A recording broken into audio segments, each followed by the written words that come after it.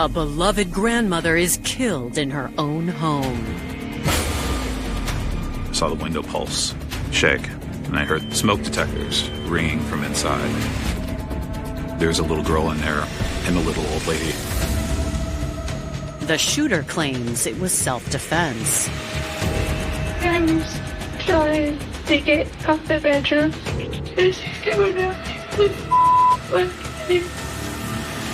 But the evidence suggests there's more to the story.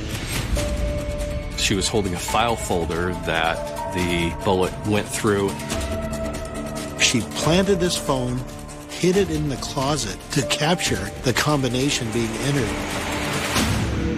And for investigators, the key to solving the case just might be the victim herself. She says, if you come over here one day and I'm not here, they buried me out in the backyard. We had come up with a code word, and that if she said the code word, I was to call the police. She was talking to us from the grave. This is what happened to her, and she wanted to make sure we knew it.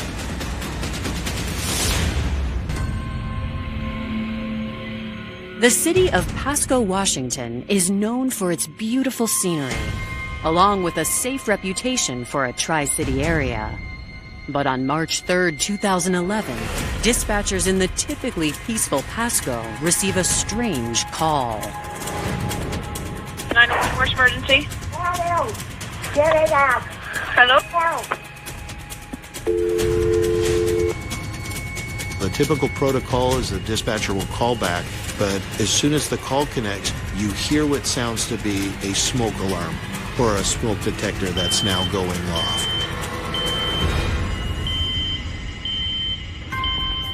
This is 911. Do you have an emergency there? No, I'm sorry. The alarm detector just went off. I'm sorry. I was trying to change the battery. On the smoke detector? Yeah, everything is okay. I just gotta go. I'll push the button. Despite the explanation, the caller sounds distressed, and police procedure dictates that law enforcement conduct a follow-up. It's a standard thing. You get a 911 hang-up call, you go and make sure there's not a problem. Kind of routine. The arriving officer knows this is a person that claims that it was nothing more than the smoke detector was going off. So it took about 14 minutes for initial response to the home. The officer goes up, knocks on the door. He hears some dogs in the background. The woman who answers identifies herself as 37-year-old Tashia Stuart. She said that a fire alarm went off, and that's why there was a 911 call. So there wasn't a big deal. The officer said he needed to come in and make sure there wasn't a crime committed.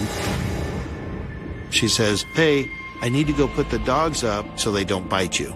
So at this point, the officer is kind of waiting there on the porch when he sees a neighbor from across the street kind of approaching him and almost like shrugging his arms saying, hey, aren't you going to do something? Tasha's neighbor, Ryan Rhodes, says he was working on his truck's engine when he heard the distinctive sound of a gunshot come from inside the house. I heard a shot from across the street, and I heard another shot. I saw the window pulse, shake, and I heard this smoke detectors ringing from inside. I saw Pasco police showed up, and a officer approached the front door. I walked over. He said, she told me something just exploded on the stove, and everything's okay. So I said, no, there was gunshots. I heard them. Ryan expresses concern for the two other people living in the house, Tasha's mother and 7-year-old daughter. I told the officer there was a little girl in there and a little old lady. And he said, are you sure? And I said, yeah, no, I'm really sure. You need to get in there. So he went back to the front door, knocked at the door. Tasha opened it. He pushed his way through, and I could see Judy on the ground in the hallway ahead.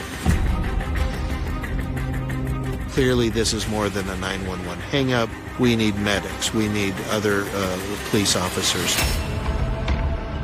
The first responder immediately calls for paramedics and rushes to check on Judy.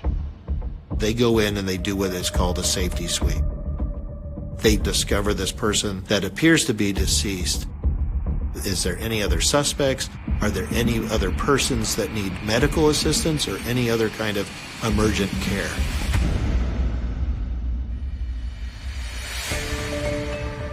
Judy DeLong was born on June 13, 1952 in Amarillo, Texas. But she didn't come into the world alone. Judy was a twin. Her twin sister was named Jody. The sisters were very different. Judy was a lot more reserved, but she was a free spirit. Judy's childhood, it was rough. She did not speak highly of her mother, just the way she was treated by her. She loved her sister, and she spoke very highly of her father. Whenever she would talk about her dad, she had a big smile on her face. Judy was very outgoing, very friendly, very warm, very down to earth, very thoughtful. She was really an amazing person. Judy was an artist, and she was very skilled with sewing. She had a great personality, very loving, very nurturing. Judy craved the stability of a family, while her sister Jody followed a more complicated path. Jody worked in the sex industry. She liked to be able to just go where she wanted to go and do what she wanted to do. In 1972, 20-year-old Jody got pregnant. She decided to keep the baby and named her Tashia. But not long after giving birth, her lifestyle was preventing her from being a suitable mother, and she turned to her sister Judy for help. Judy's sister turned to Judy, asking her, would she raise Tashia as her own? Judy was pretty consistent and stable in her life. She wasn't a wealthy woman, but it meant everything to Judy to give this child a chance at life. While raising Tashia, Judy met the love of her life, a man named Rolf Hebert. Rolf was an artist. She could have only been 20 or so when she met Rolf. Ralph was like a big teddy bear, very friendly, very warm, intelligent. Rolf and Judy, they decided to adopt Tashia. He was happy to be a father. From there, they moved around a lot. They were in California for a while, Post Falls, Idaho at one point. They went off and they lived in northern Idaho together, doing what Rolf was into, art, metalwork, those types of things.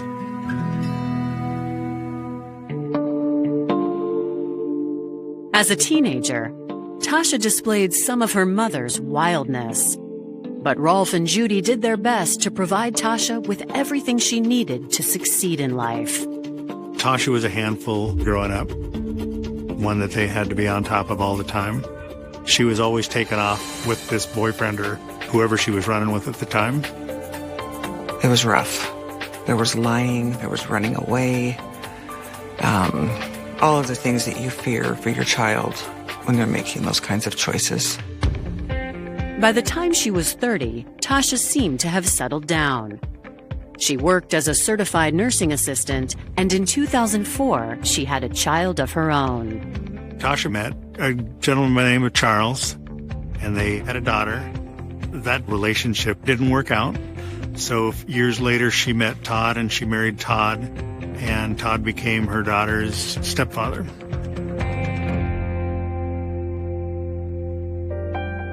Judy was overjoyed to become a grandmother, but she was having marital problems of her own. She was married to Rolf for decades.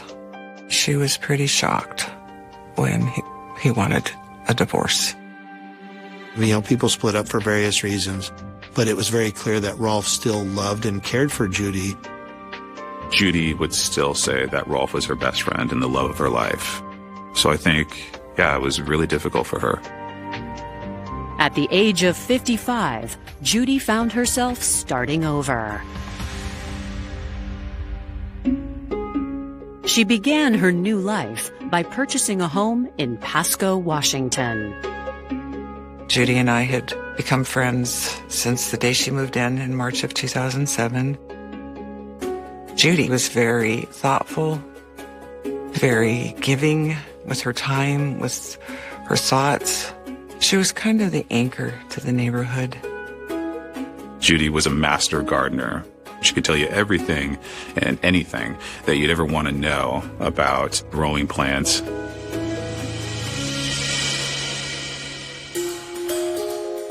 Judy lived by herself until January 2011, when her daughter Tashia showed up asking for help. Tasha and Todd fell on hard times, and they had a child to take care of. So they head over to Pasco because Judy opens her home and invites them to live with her. They did a lot of odd jobs, but the stints of employment were very short. At the time, they couldn't pay for their apartment, house, duplex, whatever they were living in. So it wasn't a stable home environment. And Judy, she wanted her granddaughter to be safe.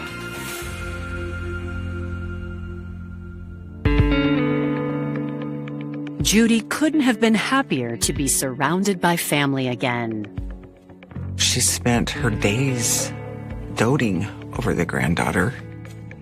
They had the closest granddaughter-grandmother relationship that I've ever seen. Judy would teach her all of her little master gardener secrets, take her out in the yard, teach her about all the little bugs, all the plants.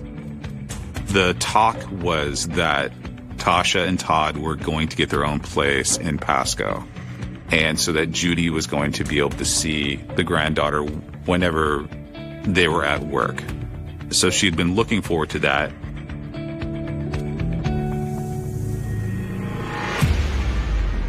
But that excitement comes to a sudden halt when officers enter Judy's home and immediately realize something terrible has happened. Tasha told officers she shot her mom, but she did it in self-defense. Tasha says she was coming at me with an axe. The .357 revolver was found on the floor in the hallway. And found next to Judy's body was the axe that Tasha had said that her mother had come at her with. Coming up, Tasha tells detectives about the fatal argument with her mother.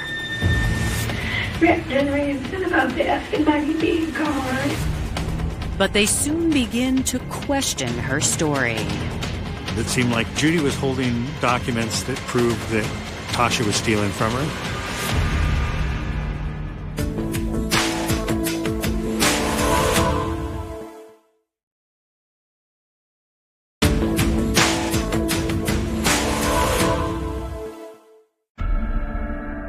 In response to a 911 hang-up, Pasco police have discovered Judy Hebert has been shot in her own home by her daughter, Tashia Stuart, who is claiming self-defense. Medics come in so they could render aid, and it became apparent that she had passed at that point in time. As backup arrives, officers quickly secure the rest of the house and look for Judy's granddaughter. They found Tasha's daughter. We do not believe that she actually witnessed anything. She was basically escorted out of the home shortly after officers arrived. Tasha was just put into the back of a patrol car just to hold her because we didn't know what the situation was. We had somebody else transport her daughter directly to the office to speak with a child interview specialist. Before they can investigate further, police need warrants to treat the house as a crime scene. While those are being processed, they take Tasha in for questioning. I'm Detective Gregory. I'm going to transfer your interview here. And the house isn't yours, right? Are you married?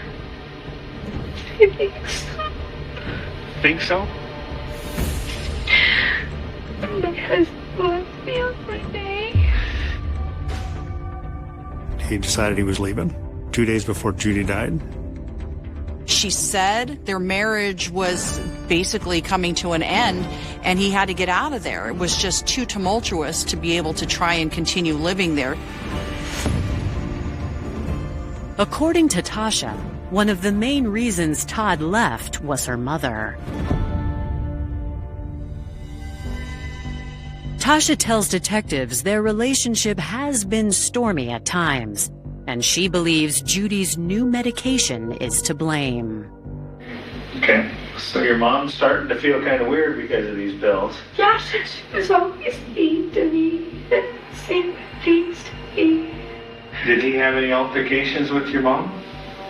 Yeah, but he was constantly trying to protect me, to get her to leave me alone. So this morning, you were having an argument with your mom. Your mom was mad at you over some money. Yeah. According to Tasha, Judy became convinced that she and Todd were stealing from her. After Tasha moved into the house with Todd and their 7-year-old daughter, she said they had no funds, they had no jobs, they had no income at all. So Judy had given her daughters the debit card so they could go get something from the store, food or medicine. However, Tasha said she took the card and used it on several occasions after that without Judy's knowledge, which led to the big argument about the money. So she says that that's why this happened. She got me up this morning. I don't know what. Your mom? Yeah. She was yelling at me because she found this $300 charge on her debit card. Wanting to avoid another fight, Tasha says she called her father Rolf for advice. I was telling my dad, and he just said, just to try and keep calm and stay out of her way. And I was trying. But Tasha says Judy never gave her the chance to walk away. She started screaming at me again, ranting and raving about the effing Maggie being gone. She gets up and she turns around and she's got this black thing in her hand. And she's trying to hit me with it. It's interesting because she used hatchet or axe term with the officer back at the house, but when she was being interviewed by detectives, she referred to it as this black thing. She said they wrestled it over.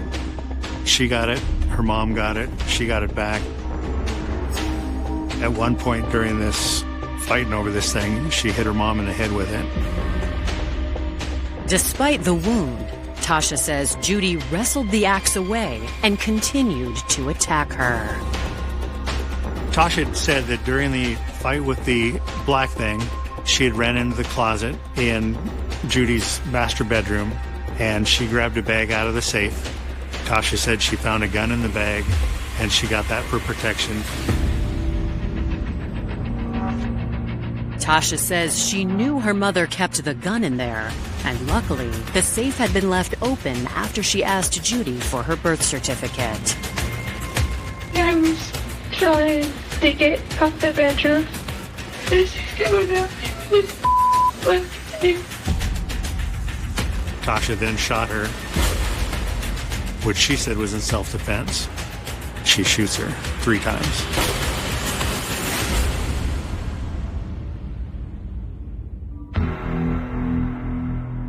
As detectives listen to Tasha's terrifying story, a child specialist is talking to her daughter. She describes things a bit differently. The 7-year-old daughter said that her mother and her Nana had been fighting all day. She didn't know why, but they had been fighting, and it had been going on for a while. One of the things that she told us is there was a point where Tasha took her into their bedroom and she turned up the TV full blast and told her she needed to stay in the bedroom.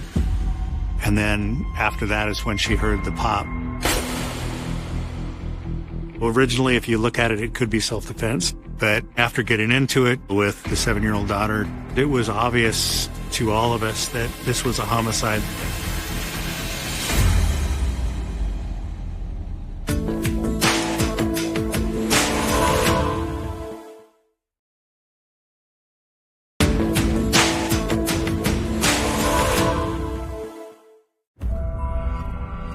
Just hours after finding Judy Hebert shot to death, detectives are interviewing her daughter, Tasha Stuart. Tasha told investigators that as soon as her mother came after her, she felt she had no choice but to shoot her to save herself. There was a search to try and piece this together, to try and corroborate her story or refute it.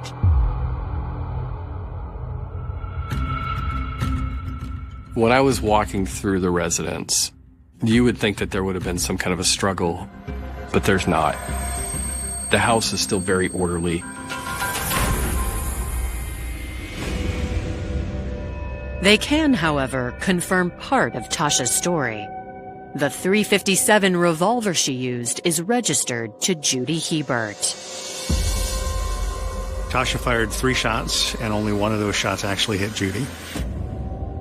Judy's injuries appeared to be a gunshot wound to the hand, and the bullet went through and then into her chest cavity. Detectives believe the powerful handgun is what set off the smoke alarm heard in the 911 call. Those guns often have a lot of powder that comes out of a lot of smoke. Near Judy's body is the black thing Tasha described. They're able to see this hatchet that's basically sitting about 12 to 18 inches from this deceased person that's laying on the ground. She was also holding a cordless phone at the time. We went back and we listened to the 911 call. At the beginning of the 911 call, you can hear what appears to be a gunshot.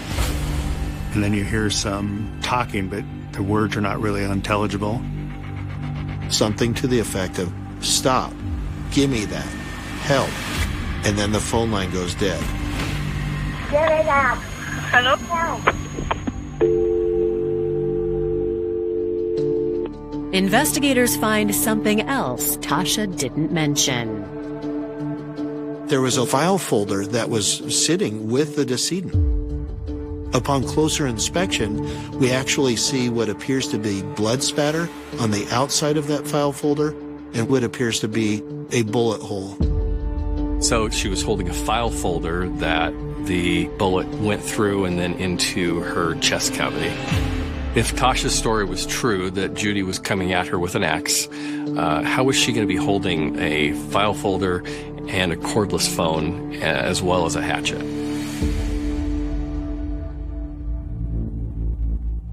When we looked at Judy's body and saw that she had an 2-inch gash in her that went through her scalp into her skull, the main thing that I saw was there was no blood.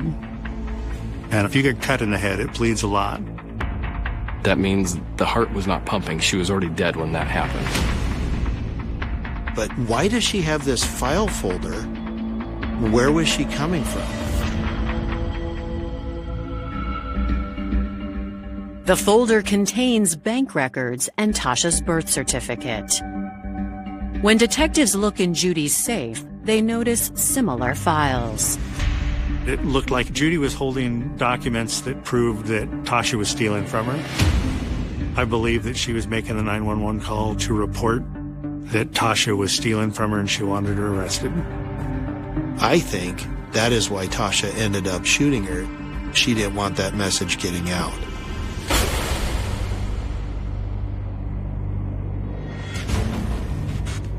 Hearing from her daughter that Tasha put her in the bedroom and turned the volume up on the television suggests something sinister. The TV would have been loud enough that I believe that Tasha thought her 7-year-old daughter wouldn't hear it. that really signaled to us this is something that is being well coordinated and planned. I believe that after Tasha shot her mother, she retrieved the axe, went to make sure that her mother was dead, and placed the hatchet conveniently close to her mom. Tasha received a phone call from the 911 dispatcher, so she made up a story that something was burning. The alarm system just went off. Everything is okay. I just gotta go. Everything just pointed that this was homicide, not accidental, not self-defense. Coming up, investigators pin down a motive. Something was in that safe, and she wouldn't stop at anything, including murder, to get it. I mean, really? Is this about $300? But their victim is the one who helps expose the truth. She was looking beat to hell. That's when she told me about everything that had been happening.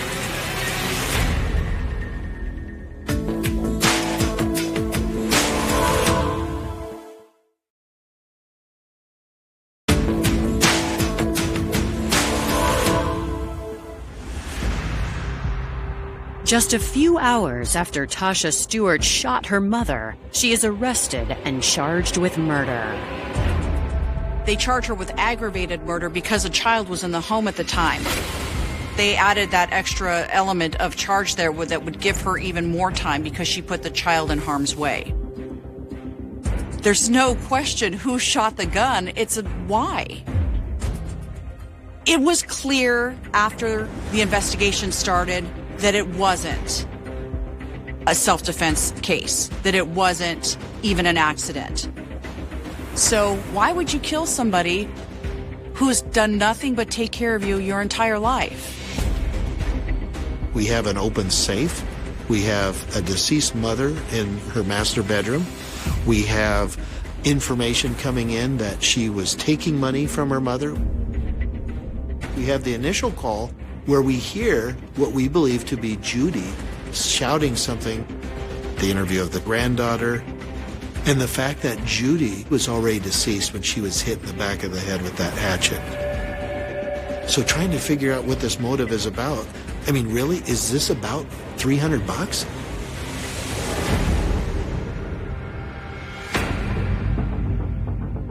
To better understand the conflict between Tasha and Judy, detectives turn to the man who knew them best, Judy's ex-husband, Rolf Hebert. Rolf lived approximately 3 hours away. He made that drive. It was very clear that Rolf still loved and cared for Judy, and it broke his heart. That was very evident. Hearing from Rolf, the relationship between Judy and Tasha has been strained most of their lives. There's always been a gimme attitude where Tasha felt that nothing was ever enough. Rolf said that even though they argued, Judy wanted to make sure her granddaughter was protected. That's why she was happy to have her in her house.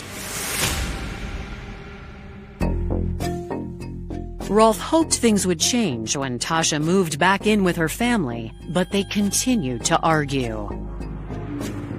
He says in the days leading up to the shooting, he received a call from Tasha, which now seems suspicious.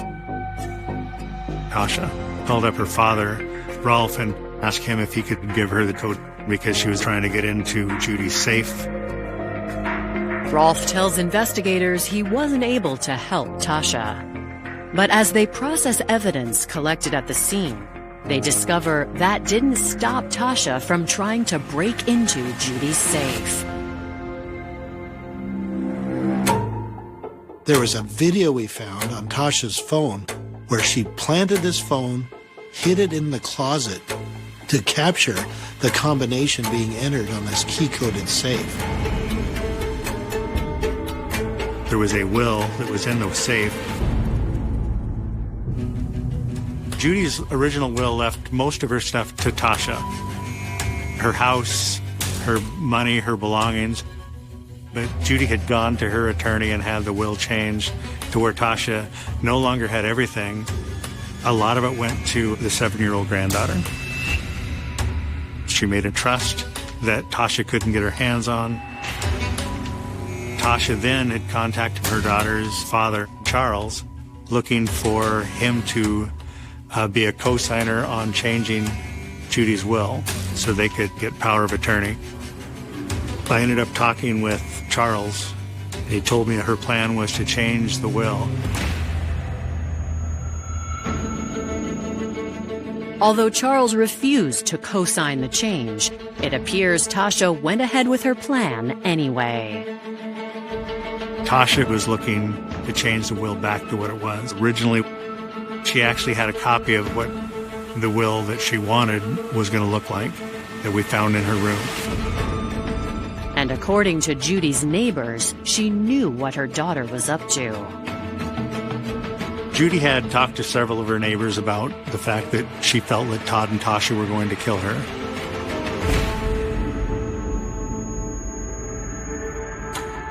Her relationship with Tashia was very toxic. There were many times that Judy would talk about how manipulative she was, how violent she could be, but we couldn't get Judy to go to the police.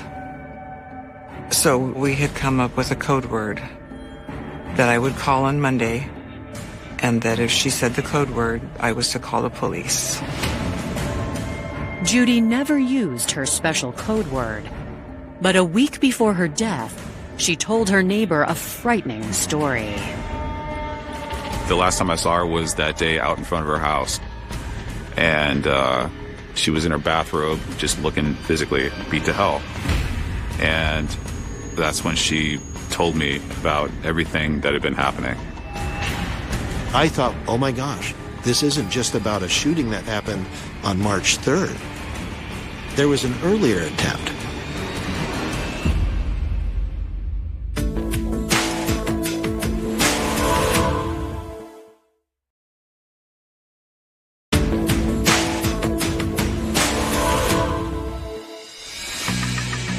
According to Judy Hebert's neighbors, the shooting likely wasn't the first time her daughter tried to kill her. We found out through this investigation that there was an earlier attempt. And this was something that was told to other neighbors, other friends. Judy had shared with them that she said it was the darndest thing. She's like, I'm in the garage with Todd, and that was Tasha's husband. Judy told the neighbors that Todd was going to help buy drywall and drywall the garage for her. So they were tape measuring how much they needed, and Judy was on one end of the tape and Todd was on the other end. Well, at the moment where he's kind of directing her and having her measure, all of a sudden something falls from a rafter where it hits on her and she gets injured. Judy said the object that hit her was a large storage bin. So this bin, loaded with books, hit her in the head, but ultimately landed on top of her, flattened her against the garage floor. I mean, she was tiny. You know, Judy's only maybe 5 foot tallish, and so she was in pain everywhere. She was pretty bruised up. She never believed that the books just fell on top of her head. She believes that both of them, that was the first attempted murder on her. The neighbors say Tasha and Todd's behavior afterward made Judy even more suspicious. She felt that something's not right because they're not taking me to the hospital and they should be. She was basically bedridden for several days. When Judy went to the hospital eventually 5 days later with that head injury, she's reporting her pain is like 10 of 10. It wasn't until after going to the hospital, getting some medication for pain management, that eventually she opens up. We would have these conversations, and she says, I swear to God, Ryan, if you come over here one day and I'm not here, they buried me out in the backyard. Despite her concerns, Judy didn't call 911 until it was too late. And detectives have a good idea why. I think it really boiled down to one thing, the 7-year-old granddaughter. Judy didn't want to do anything to make them want to leave and take that granddaughter away. Judy would spend as much time with the granddaughter as she could to protect her from Tasha and her influence.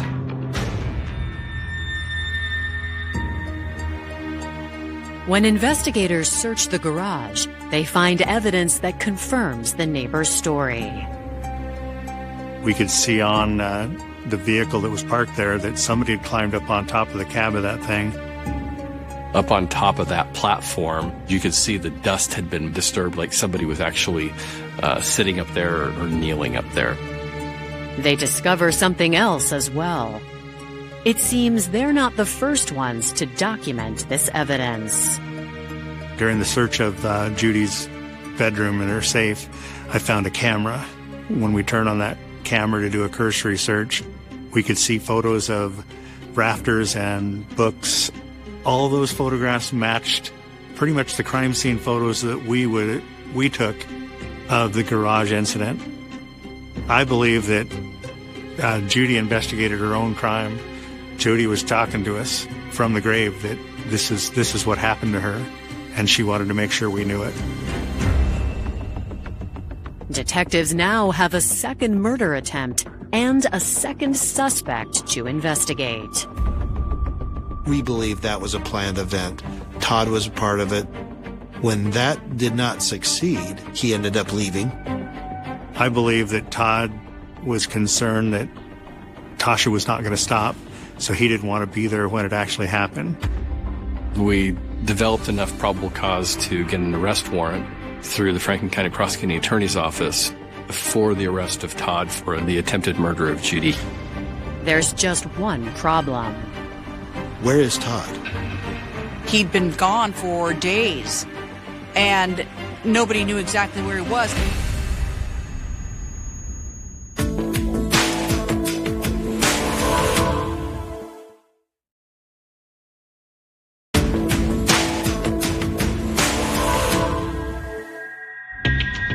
Tasha Stuart waits in jail while investigators hunt for her missing husband, Todd, in relation to the shooting death of Tasha's mother.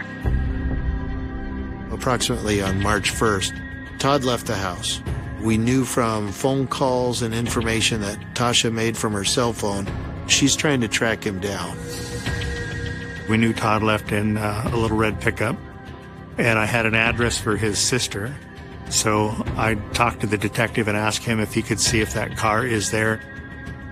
We found he was working as a volunteer on the USS Hornet. It's a World War II aircraft carrier. On January 17th, 2012, investigators travel to California and take Todd into custody on attempted murder charges. He swears he had nothing to do with Tasha's schemes. He denied the book incident in the garage. He denied having any knowledge of Tasha wanting to kill her mother. He told me that he just wanted to get out of there because he was tired of Tasha. They were having marital problems. Judy and Tasha didn't get along, and he just left because he was tired of it. Todd was the first of these two that went to trial in September of 2012, and he was eventually acquitted of all charges. When he was found not guilty, I did not agree with the verdict. What became apparent after we talked to jurors afterwards, they all considered that Tasha was really the mastermind and primary person involved.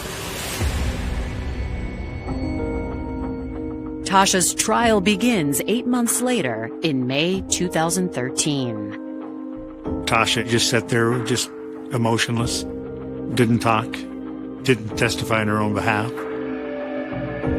When I was given the allegations, and then I'm looking at Tasha, they didn't mesh. Why is this person here in this kind of crime? This is a very small woman, 5 foot, 100 pounds, very soft-spoken. Self-defense. It was the defense of the case, certainly.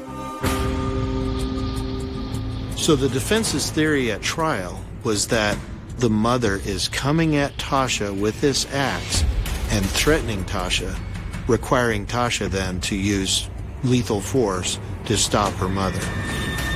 That theory just was shot out of the water because it wasn't by a person who's carrying a phone and a file folder in their hand at the time that they were shot. We had clear motive, the value from the will that would be awarded, the value of the home. I think you probably have to add the whole thing with Todd, the breakup with Todd too on top of it, so there was a lot of emotion in there too. I think Tasha snapped because she realized that she was cut out of the will and that she got caught stealing, and Judy called the police.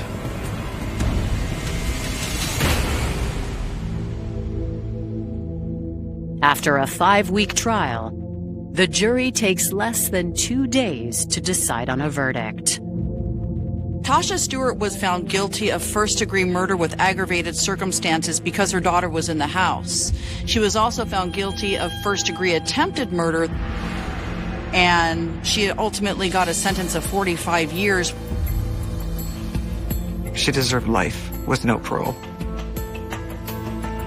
Life with no parole. It was so premeditated.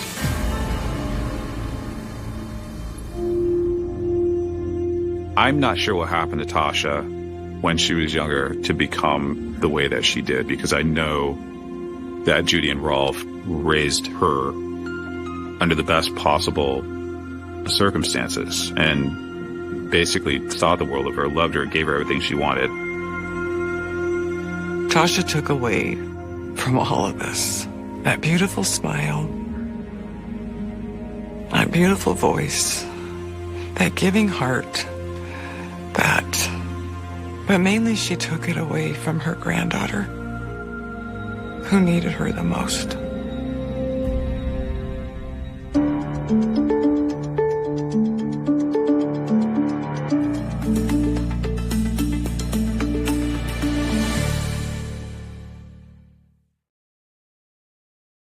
On the morning of June 8, 1989, a quiet neighborhood in Richmond, British Columbia, became the setting for one of Canada's most enduring mysteries. A passerby noticed something unusual in the overgrown grass near an abandoned property. Hidden from the road, partially concealed by tall weeds, lay the body of a woman who had spent the previous 7 years telling anyone who would listen that someone was trying to kill her. That woman was Cindy James. By the time investigators arrived, there was little doubt that the scene would raise more questions than answers. Cindy's hands and feet were bound behind her back. A nylon stocking was wrapped tightly around her neck. Toxicology would later reveal lethal levels of morphine, along with other drugs in her system. Yet despite an extensive investigation, no one could explain exactly how she died, who, if anyone, had been responsible, or whether the terrifying campaign she described for years had been the work of a relentless stalker or something far more complicated. Most homicide investigations begin with a body and a search for a killer. Cindy James's case was different. The investigation had in many ways begun years before her death. Long before her body was discovered, police files had already grown thick with reports bearing her name. Hundreds of threatening phone calls. Anonymous letters promising that she would die. Windows smashed in the middle of the night. Fires. Dead pets. Strange figures allegedly watching her home. Violent assaults that left her bruised, unconscious, and terrified.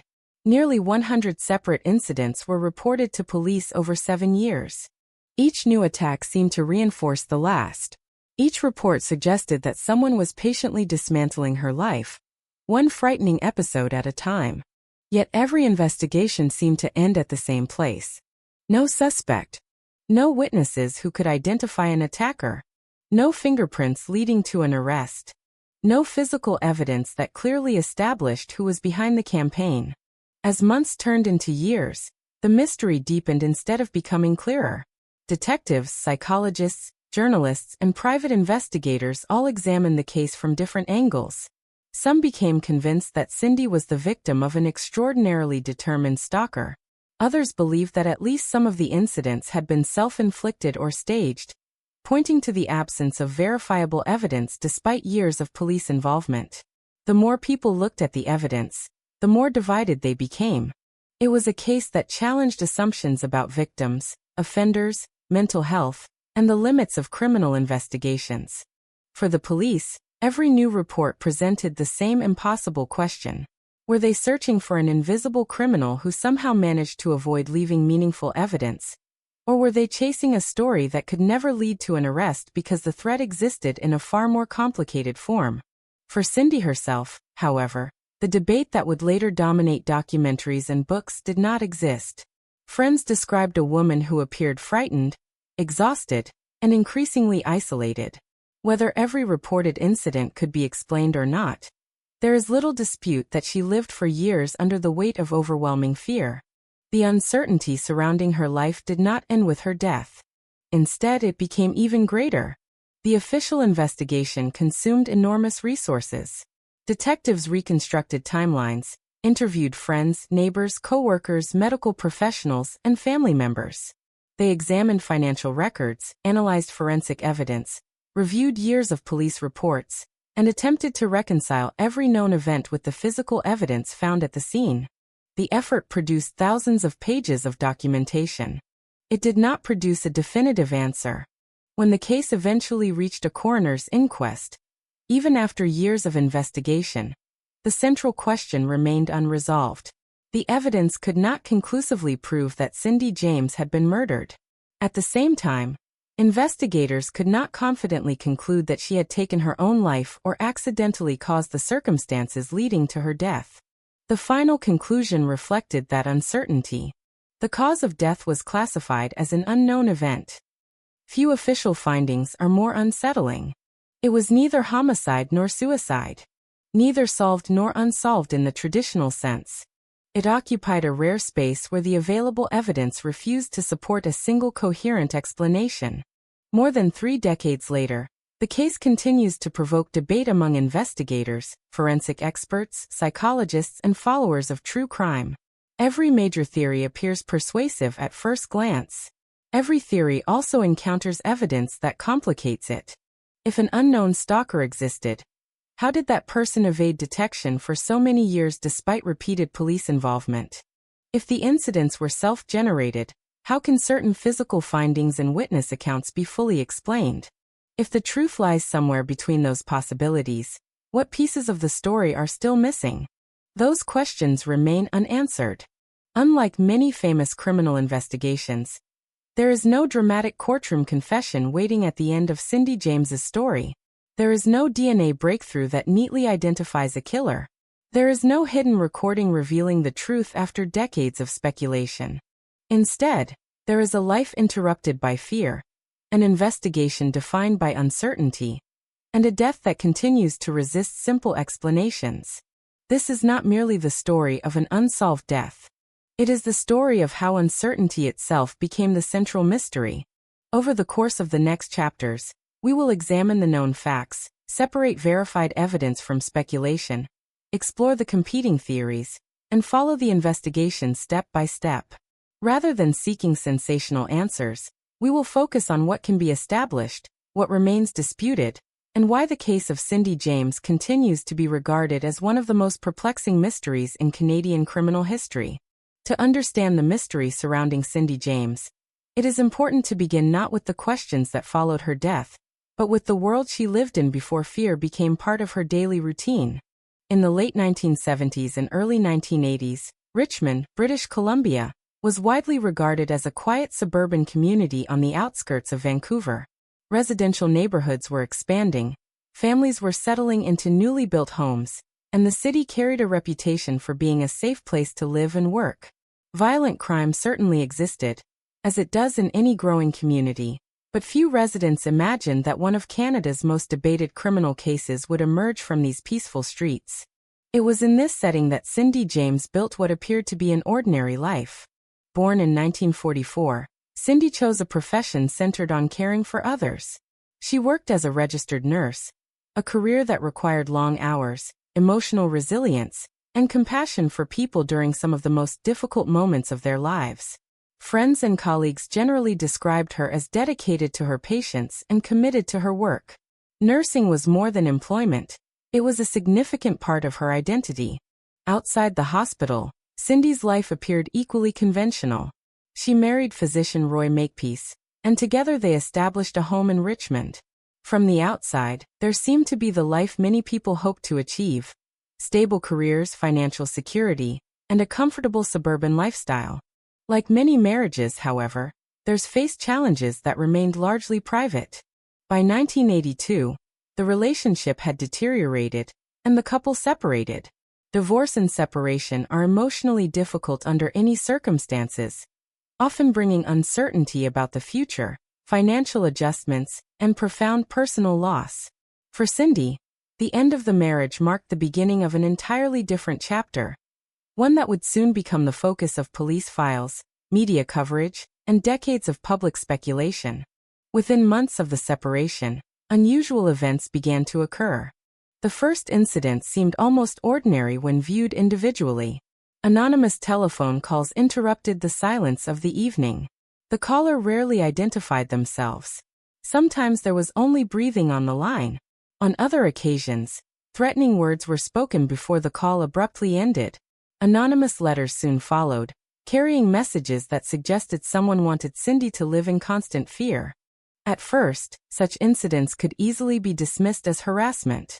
Unwanted calls and anonymous letters, while disturbing, do not necessarily point to a violent offender. Friends encouraged Cindy to ignore them. Police documented the complaints but had little evidence to pursue. Then the incidents escalated. According to police records and later investigations, Cindy reported broken windows, acts of vandalism, threatening messages, suspicious individuals near her home, and other events that appeared increasingly personal. Each new report seemed connected to the last, creating the impression of a campaign directed specifically at her. The pattern distinguished her case from random acts of mischief. Whoever was responsible, if there was a single individual, appeared familiar with her routines. That perception gradually altered the way Cindy lived. Simple daily activities took on new meaning. Returning home after work no longer brought comfort. An unexpected sound outside the house demanded attention. A ringing telephone could trigger anxiety rather than curiosity. The familiar surroundings of her neighborhood no longer felt entirely safe. As the reports continued, Cindy sought help through multiple channels. She contacted the police repeatedly, documenting each new incident. She also retained the services of private investigator Ozzie Cabin, hoping that independent surveillance might identify the person she believed was targeting her. Security measures around her home increased, reflecting her growing concern that the threats might eventually become physical violence. The investigations, however, produced an unsettling pattern. Evidence existed that incidents had occurred: a damaged window, threatening correspondence, signs of vandalism, but clear evidence identifying the perpetrator remained elusive. Detectives interviewed neighbors, examined physical evidence where available, and attempted to establish motives or suspects. Despite these efforts, no individual could be conclusively linked to the harassment. This absence of answers became one of the defining features of the case. Over time, investigators found themselves confronting two separate questions. The first was straightforward: who, if anyone, was responsible for the reported attacks? The second proved far more complicated. Were all of the reported incidents connected, or were they the result of different causes? The distinction mattered enormously. If a single offender existed, investigators were dealing with a persistent and unusually cautious stalker who repeatedly avoided detection. If not, then the overall picture might be far more complex than anyone initially believed. As months turned into years, the uncertainty affected nearly everyone involved. Family members struggled to understand what Cindy was experiencing.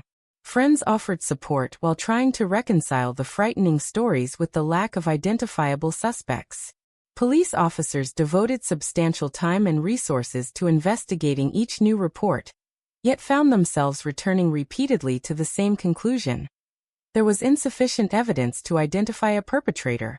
The growing file of reports did not simplify the investigation.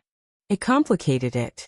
By the mid-1980s, Cindy's case had become known among investigators as one unlike any they had previously encountered. Each new incident demanded attention because the possibility of genuine danger could not be dismissed. At the same time, repeated investigations failed to produce the kind of physical evidence typically expected in cases involving long-term stalking. This unusual combination gradually influenced public perception.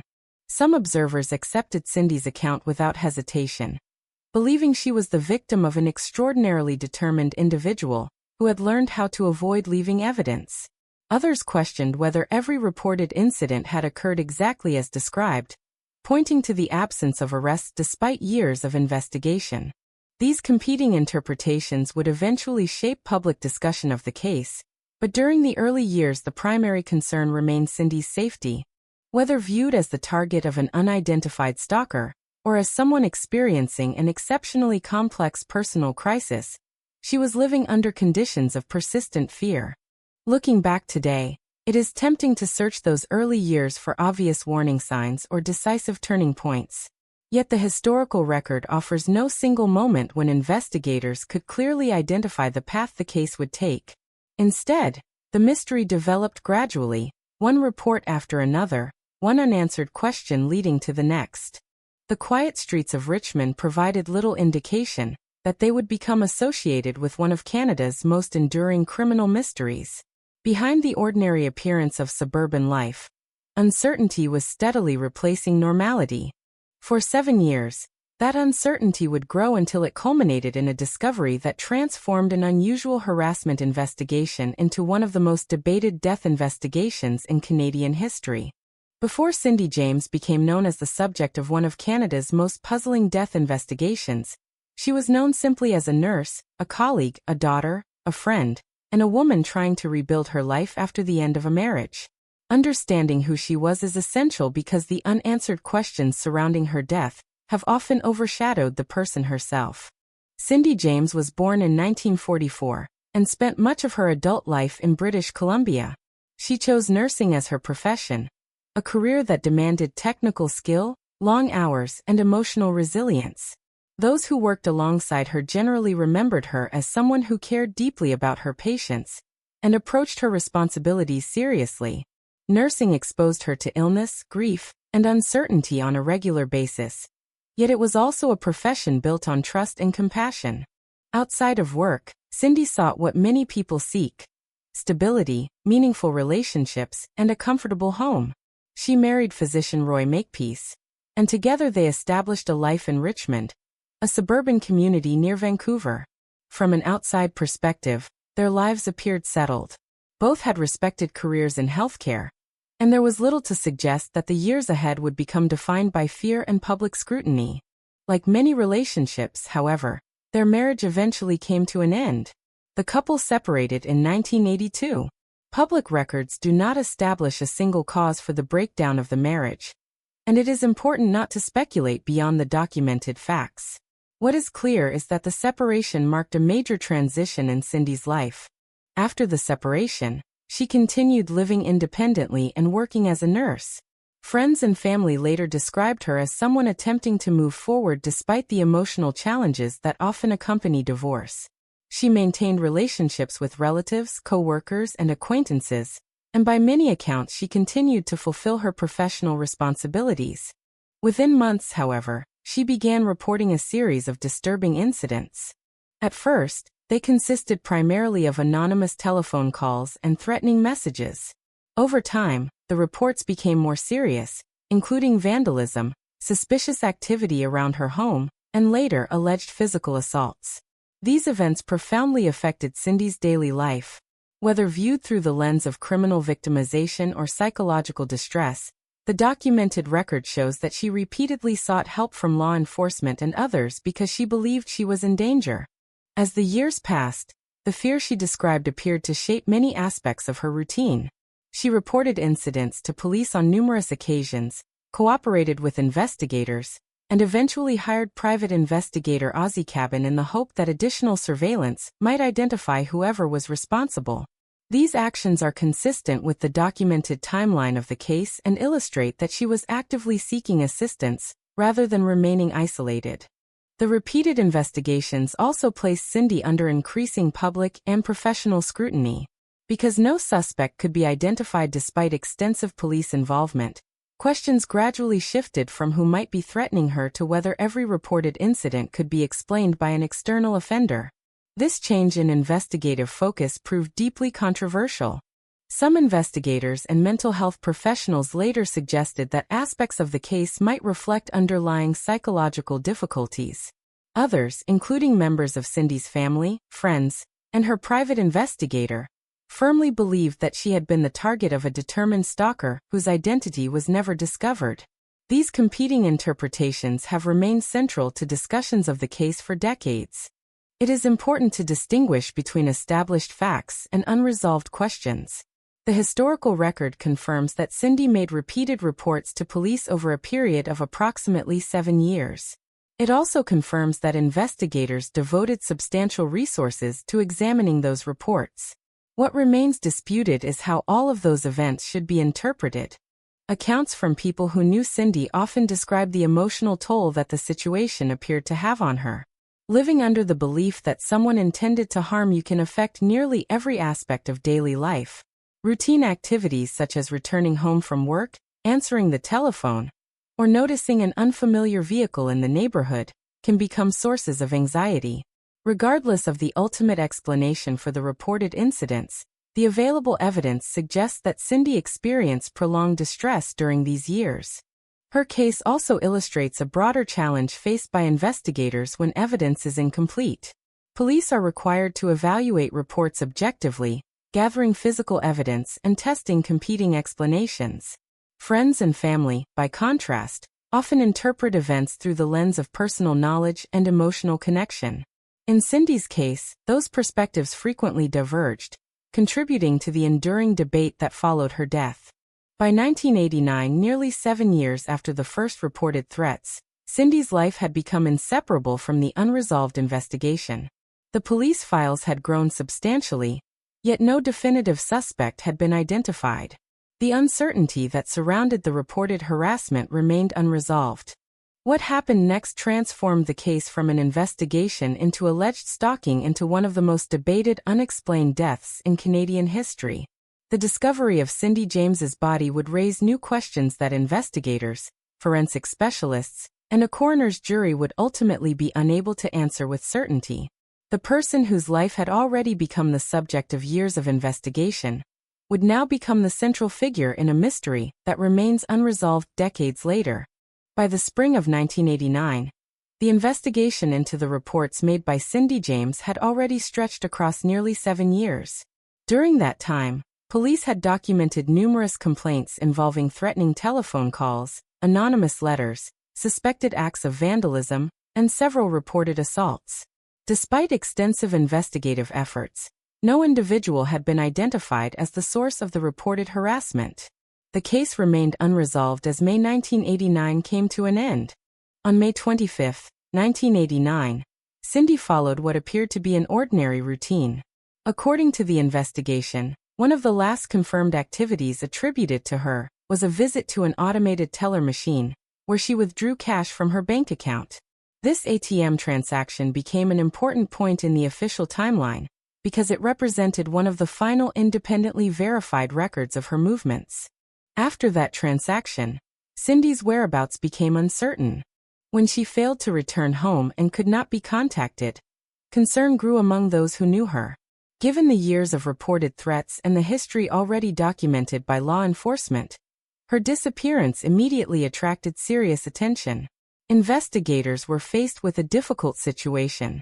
They had no confirmed witness who could describe where she went after the ATM visit, and no verified evidence indicating whether she had left voluntarily or encountered another person. As the search continued, Cindy's vehicle was located in a parking area.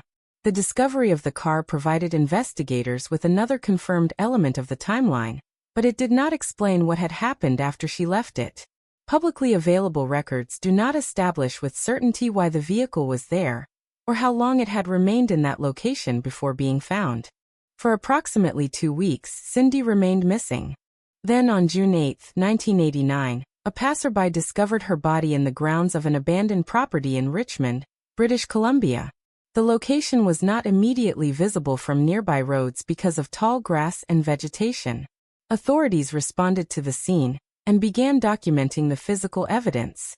Investigators observed that Cindy's hands and feet were bound behind her back in what has often been described as a hogtie position. A nylon stocking was found around her neck. Her clothing remained on her body, and investigators reported no obvious signs of a prolonged struggle at the immediate location where she was found. Because her body had been exposed to the environment for an extended period, decomposition had already begun, complicating some aspects of the forensic examination. The subsequent autopsy provided additional findings. Toxicological analysis determined that Cindy had lethal levels of morphine in her system, along with diazepam and flurazepam. Reports from the investigation noted that the concentration of morphine was significantly above the level generally considered fatal. However, forensic experts could not determine with certainty whether the morphine had entered her body by injection or by ingestion. These findings immediately raised difficult investigative questions. The physical evidence did not clearly establish the manner in which Cindy had died, nor did it identify another individual as being responsible. Detectives therefore had to consider multiple possibilities while remaining guided by the available evidence. The discovery also prompted investigators to re-examine the extensive history of reports Cindy had made during the previous 7 years. Every documented incident, every police report, and every interview became relevant once again. Detectives attempted to determine whether the circumstances surrounding her death were connected to the earlier allegations of harassment, or whether they reflected a different sequence of events. As the investigation progressed, competing interpretations emerged. Some investigators considered whether the evidence was consistent with homicide. Others questioned whether the available evidence supported an alternative explanation. Importantly, these differing views reflected the uncertainty of the evidence rather than a definitive conclusion. The complexity of the case meant that no single piece of evidence resolved the central questions. Instead, investigators were left with a collection of documented facts that did not point clearly toward one explanation. The discovery of Cindy James's body marked the beginning of a new phase of the investigation. What had previously been an inquiry into years of reported harassment became an investigation into an unexplained death. Despite extensive forensic examination and continued investigative efforts, the evidence gathered at the scene would ultimately prove insufficient to establish conclusively whether Cindy had been murdered, had died by suicide, or had died under some other set of circumstances. That uncertainty would shape every stage of the investigation that followed, and would remain central to the case for decades afterward. The discovery of Cindy James's body on June 8, 1989, marked a turning point in an investigation that had already challenged police for years. Until that day, investigators had been attempting to determine whether the repeated reports of harassment and assault were connected, and whether an unidentified individual was responsible. After the discovery, the investigation expanded into determining the cause and manner of Cindy's death. According to the investigative record, a passerby located Cindy's body on the grounds of an abandoned property in Richmond, British Columbia. The area was partially concealed by tall grass and vegetation, making it unlikely that the body would have been immediately visible to people passing nearby. Emergency services and investigators responded to the scene, which was secured for forensic examination. Crime scene investigators carefully documented the location before any evidence was moved. Standard procedures included photographing the scene, recording the position of the body, collecting physical evidence, and examining the surrounding area for signs of disturbance or indications that another person had been present. These steps are routine in unexplained death investigations and are intended to preserve information for later forensic analysis. Investigators observed that Cindy's hands and feet were bound behind her back in what has been described in investigative records as a hogtie position. A nylon stocking was wrapped around her neck. Her clothing remained in place, and investigators reported no immediately obvious evidence of a prolonged struggle at the location where the body was found. Because the body had remained outdoors for approximately 2 weeks, environmental exposure and decomposition limited the amount of forensic information that could be recovered. The surrounding area was examined for footprints, tire impressions, discarded items, fibers, biological material, and other trace evidence that might identify another individual or clarify how Cindy came to be at the location. Publicly available information indicates that investigators were unable to recover evidence that conclusively identified another person at the scene. The autopsy became a critical component of the investigation. Forensic pathologists examined Cindy's body to determine both the medical cause of death and any injuries that might indicate how the events had unfolded. Toxicological testing revealed the presence of morphine, diazepam, and flurazepam. The concentration of morphine was reported to be well above the level generally considered fatal. Although the toxicology findings established that the drugs played a significant role in Cindy's death, they did not answer several important investigative questions. Experts were unable to determine with certainty whether the morphine had been administered by injection or ingested orally. That distinction was important because it affected how investigators evaluated competing explanations for the case. The forensic examination also had to consider whether the physical bindings represented evidence of restraint by another individual, or whether they could have been applied under different circumstances.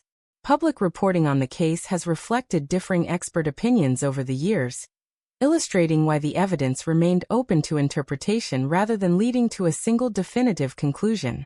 Investigators also reviewed the extensive history of incidents reported by Cindy between 1982 and 1989.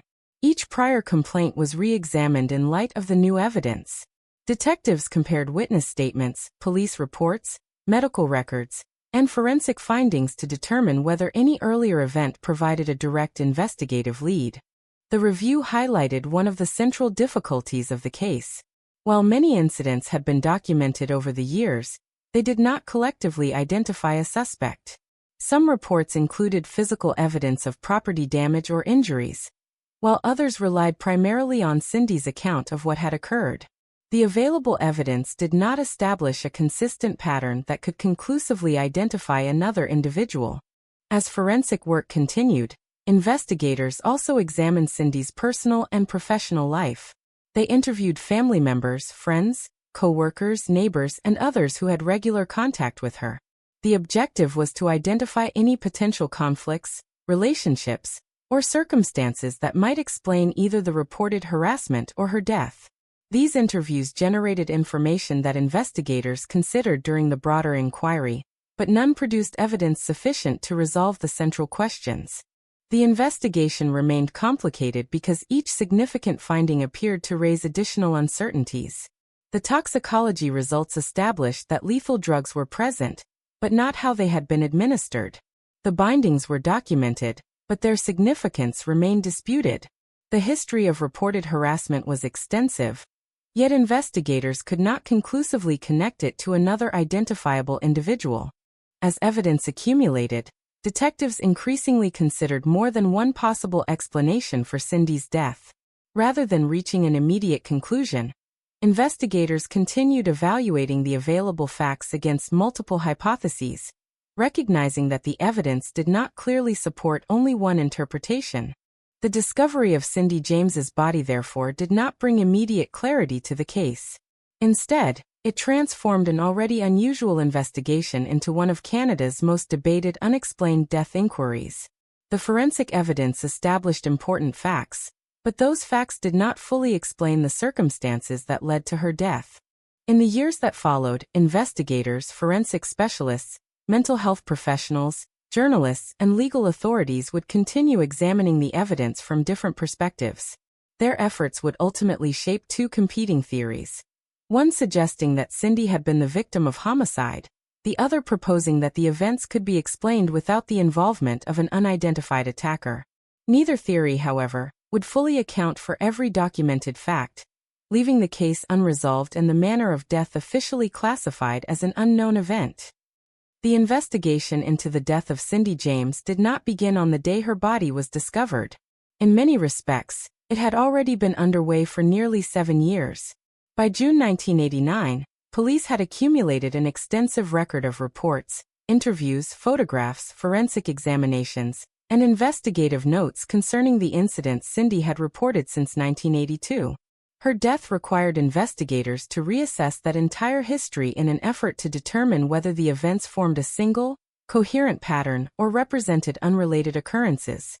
Following the discovery of her body, investigators from the Royal Canadian Mounted Police reviewed every documented complaint Cindy had made. This included reports of threatening telephone calls, anonymous letters, vandalism, suspected surveillance, and alleged assaults. Detectives compared witness statements, forensic findings, medical records, and police reports to identify any recurring names, locations, methods, or other links that might point to a suspect. The review confirmed that Cindy had made numerous reports over several years. It also confirmed that law enforcement had responded repeatedly to those reports. However, despite the volume of investigative material, detectives were unable to identify an individual who could be conclusively connected to the alleged campaign of harassment or to Cindy's death. As investigators examined the evidence, two broad investigative theories emerged. The first theory proposed that Cindy had been the victim of an unidentified stalker who had harassed her for years and ultimately killed her. Supporters of this interpretation pointed to the consistency of her reports over time, the existence of documented property damage, and several incidents in which physical injuries had been observed. Some witnesses also reported hearing threatening telephone calls or observing suspicious activity near Cindy's home.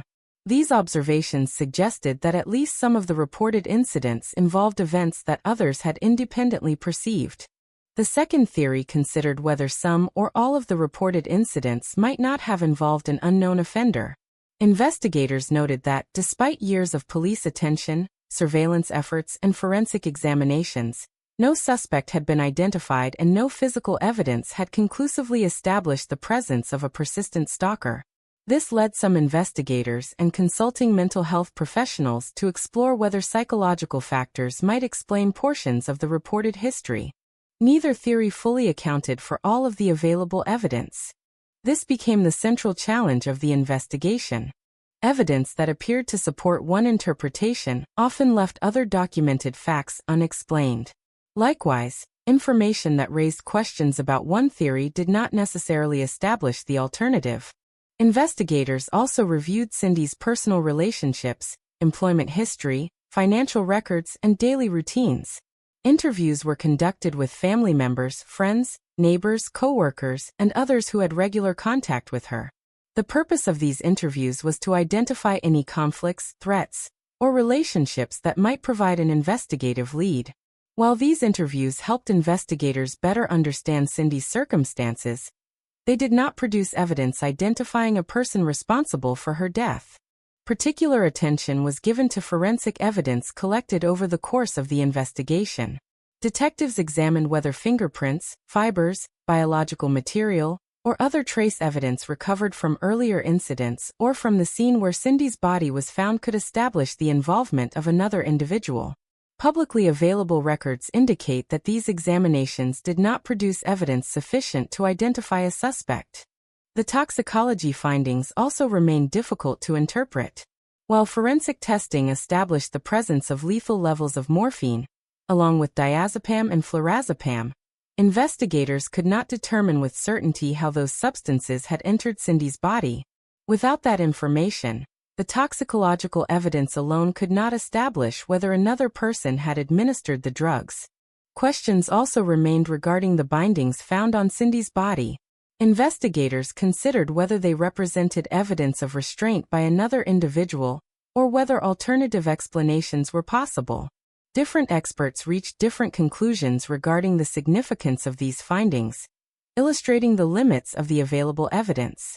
The investigation attracted considerable public attention. Media coverage frequently highlighted the unusual nature of the case, while books, documentaries, and later analyses continued to examine competing explanations. Over time, the case became one of Canada's best-known unresolved death investigations, not because investigators lacked evidence entirely, but because the evidence supported more than one plausible interpretation without conclusively proving any of them. Recognizing the continuing uncertainty, authorities convened a coroner's inquest to examine the available evidence. The inquest reviewed testimony from investigators, forensic specialists, medical professionals, and other witnesses. Its purpose was not to determine criminal responsibility, but to evaluate the circumstances surrounding Cindy's death and consider what conclusions could reasonably be supported by the evidence. After reviewing the available information, the inquiry concluded that the evidence did not establish homicide beyond the available facts, nor did it support a definitive finding of suicide. Instead, the manner of death remained unresolved. The official classification reflected this uncertainty by describing the death as an unknown event. That conclusion remains significant because it reflects the limits of the available evidence rather than a determination in favor of any particular theory. Decades later, researchers, journalists, forensic experts, and members of the public continue to debate the case. Some view the evidence as more consistent with an unidentified offender, while others consider alternative explanations more persuasive. Neither position has been conclusively established.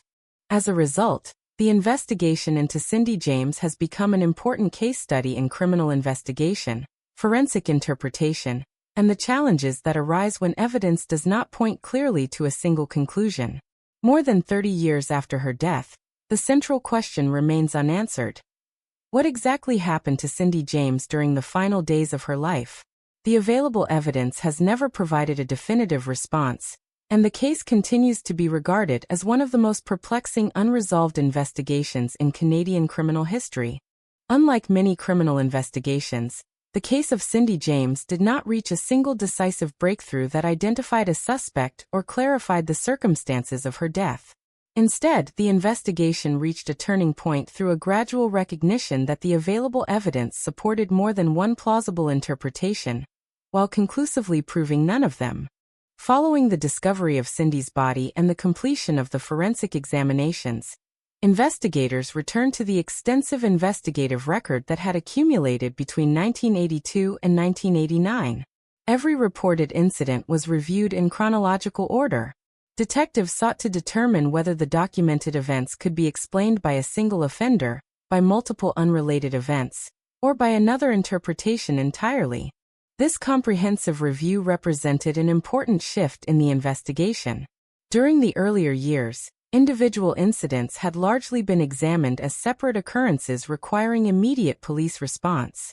After Cindy's death, investigators instead evaluated the entire 7-year history as one continuous case. The review revealed both patterns and inconsistencies.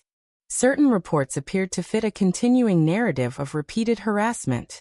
Threatening telephone calls had been documented over several years. Property damage had been observed on multiple occasions. Cindy had repeatedly sought assistance from police, medical professionals, and a private investigator. Family members, friends, and co-workers described her as expressing genuine fear about her safety. At the same time, investigators also noted the absence of evidence that would normally be expected in a long-term stalking investigation.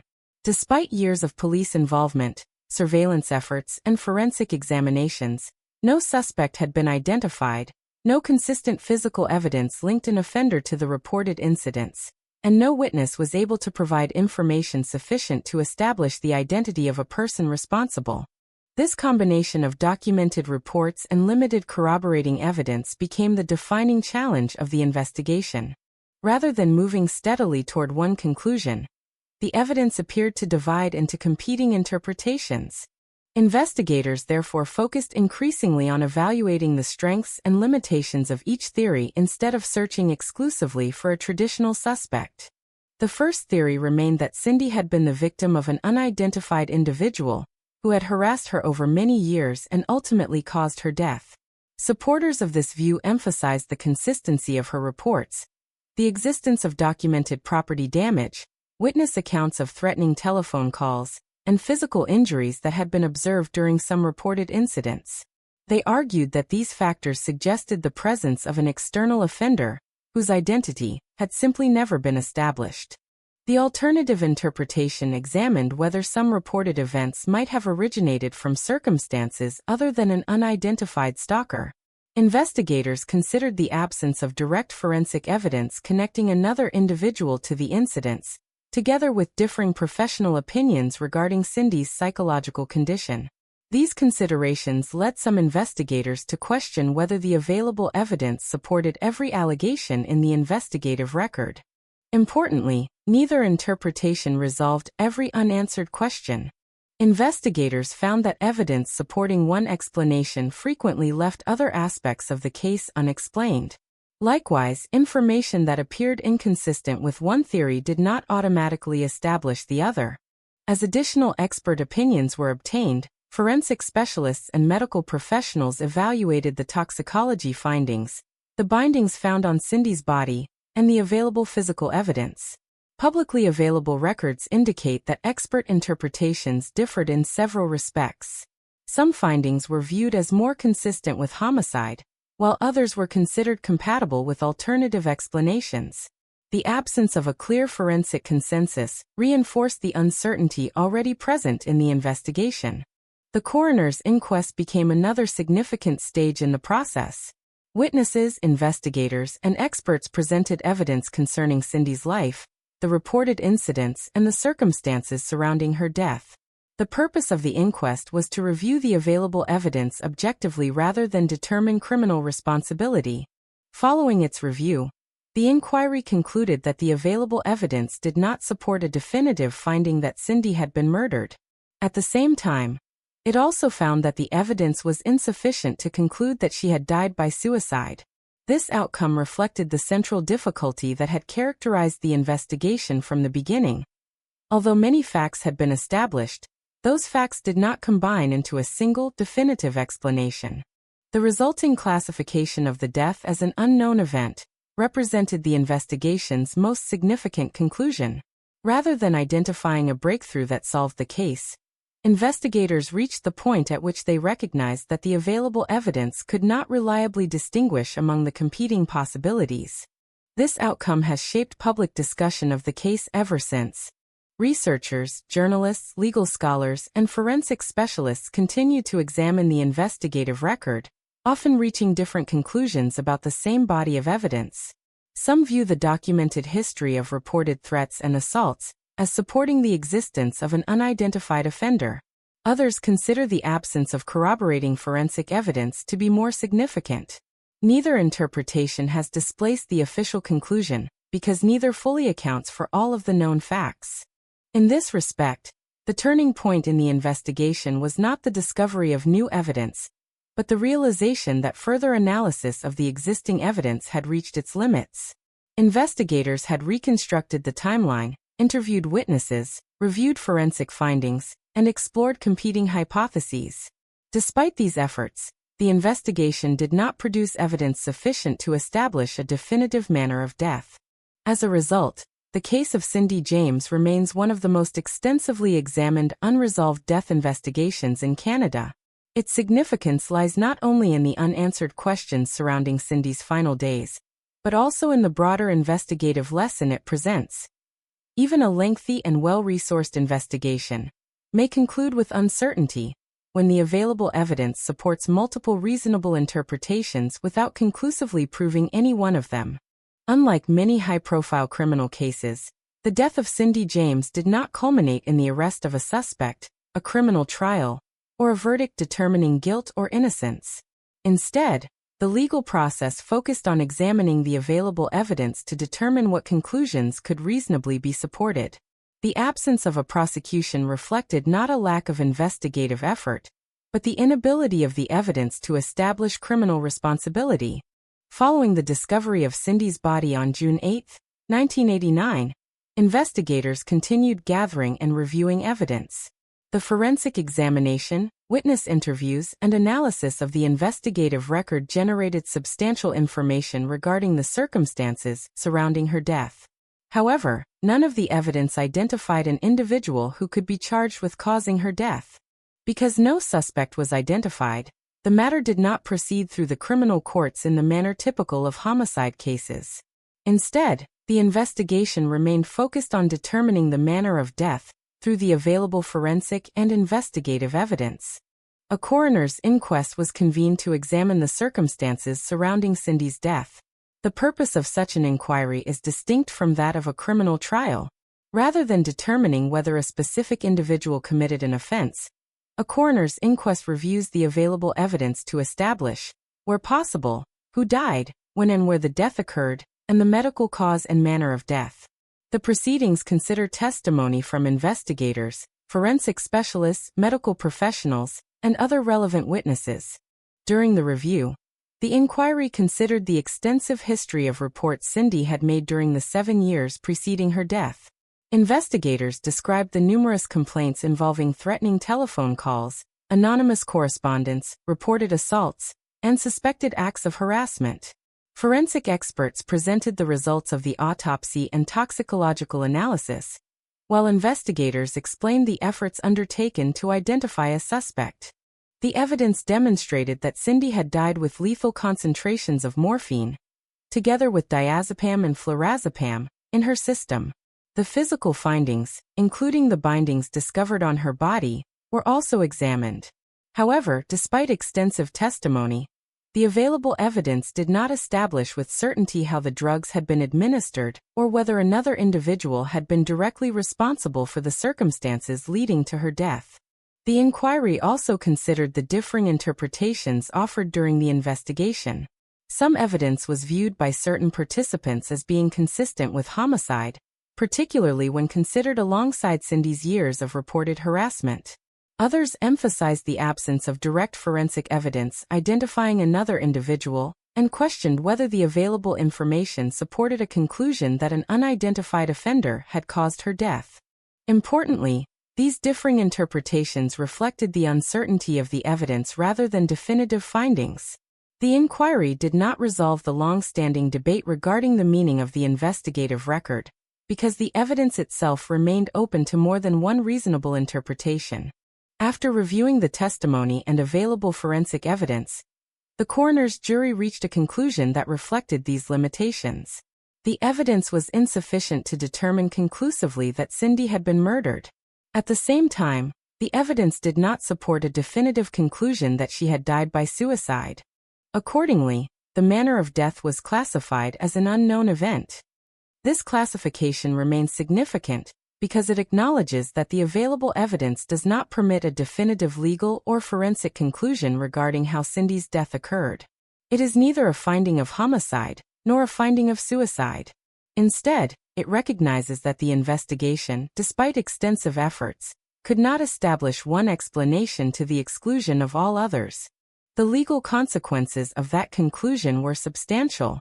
Without sufficient evidence identifying a suspect or establishing criminal responsibility, no criminal charges could be filed. Likewise, because the evidence did not conclusively establish suicide, the investigation could not be regarded as having resolved the circumstances of Cindy's death through that explanation either. As a result, the case remained officially unresolved. In the decades since the inquest, investigators, journalists, forensic specialists, and researchers have continued to examine the available evidence. New analyses have revisited the forensic findings, the investigative record, and the competing theories that emerged during the original inquiry.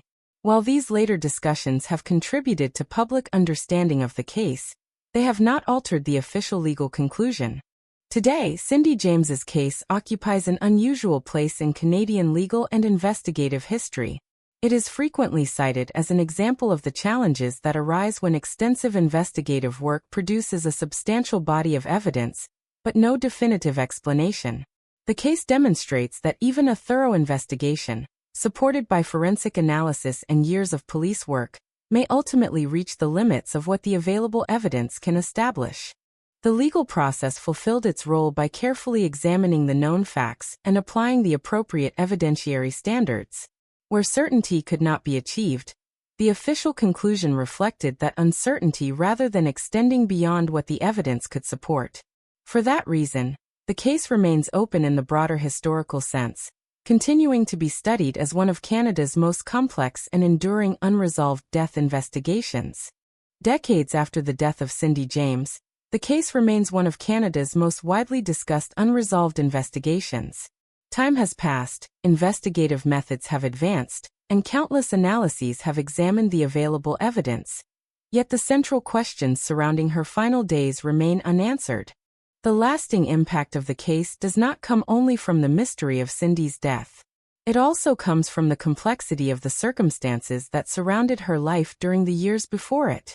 For 7 years, Cindy reported a series of disturbing incidents that she believed were connected by an unknown individual. Those reports became the foundation of one of the most unusual investigations undertaken by Canadian law enforcement. After her death, the focus of the investigation changed.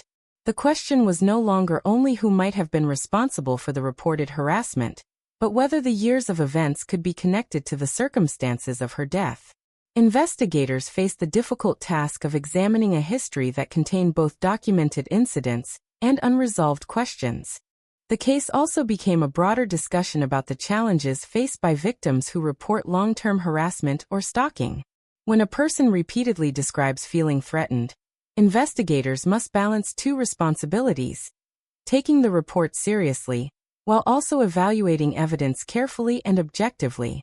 The Cindy James case remains controversial partly because it highlights how difficult that balance can become when evidence does not provide a clear answer. For Cindy's family and those who believed her accounts, the lack of a definitive explanation represented a painful absence of closure. They continued to maintain that she had experienced real danger, and that the person responsible for her suffering had never been identified. For others involved in reviewing the case, the unanswered questions surrounding the evidence remained impossible to ignore.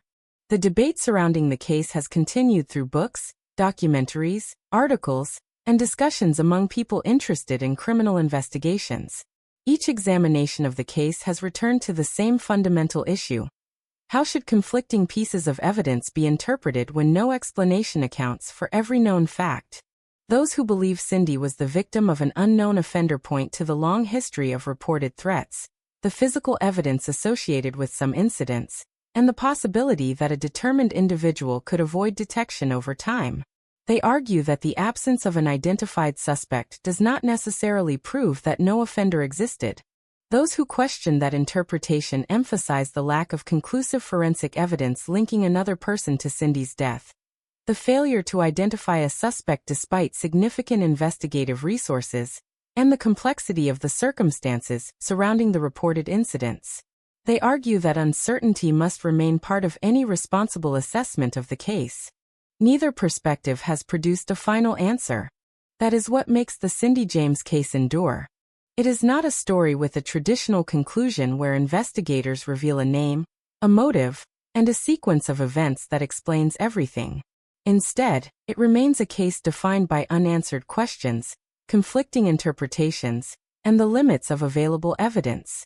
From an investigative perspective, the case demonstrates the importance of preserving evidence, carefully documenting reports, and recognizing the difference between suspicion and proof.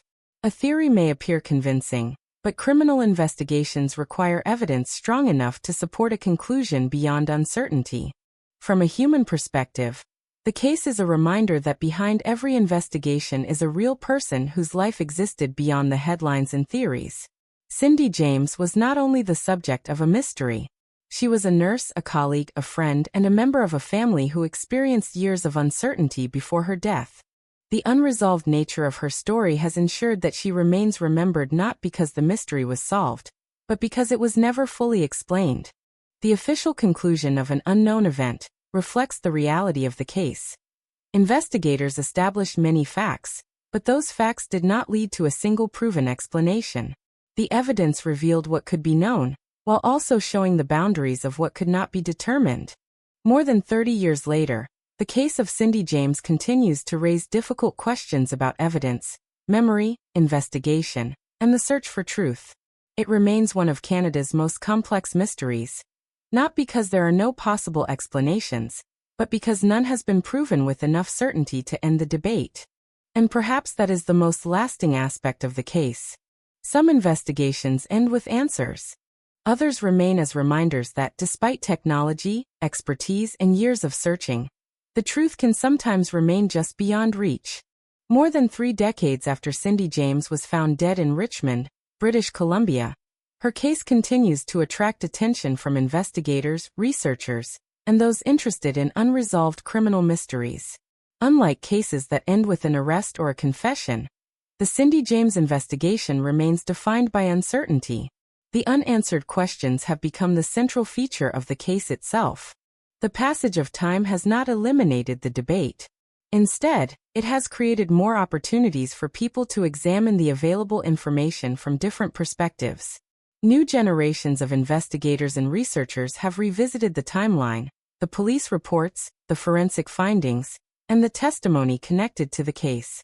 Yet despite repeated examinations, no explanation has been universally accepted as the definitive answer.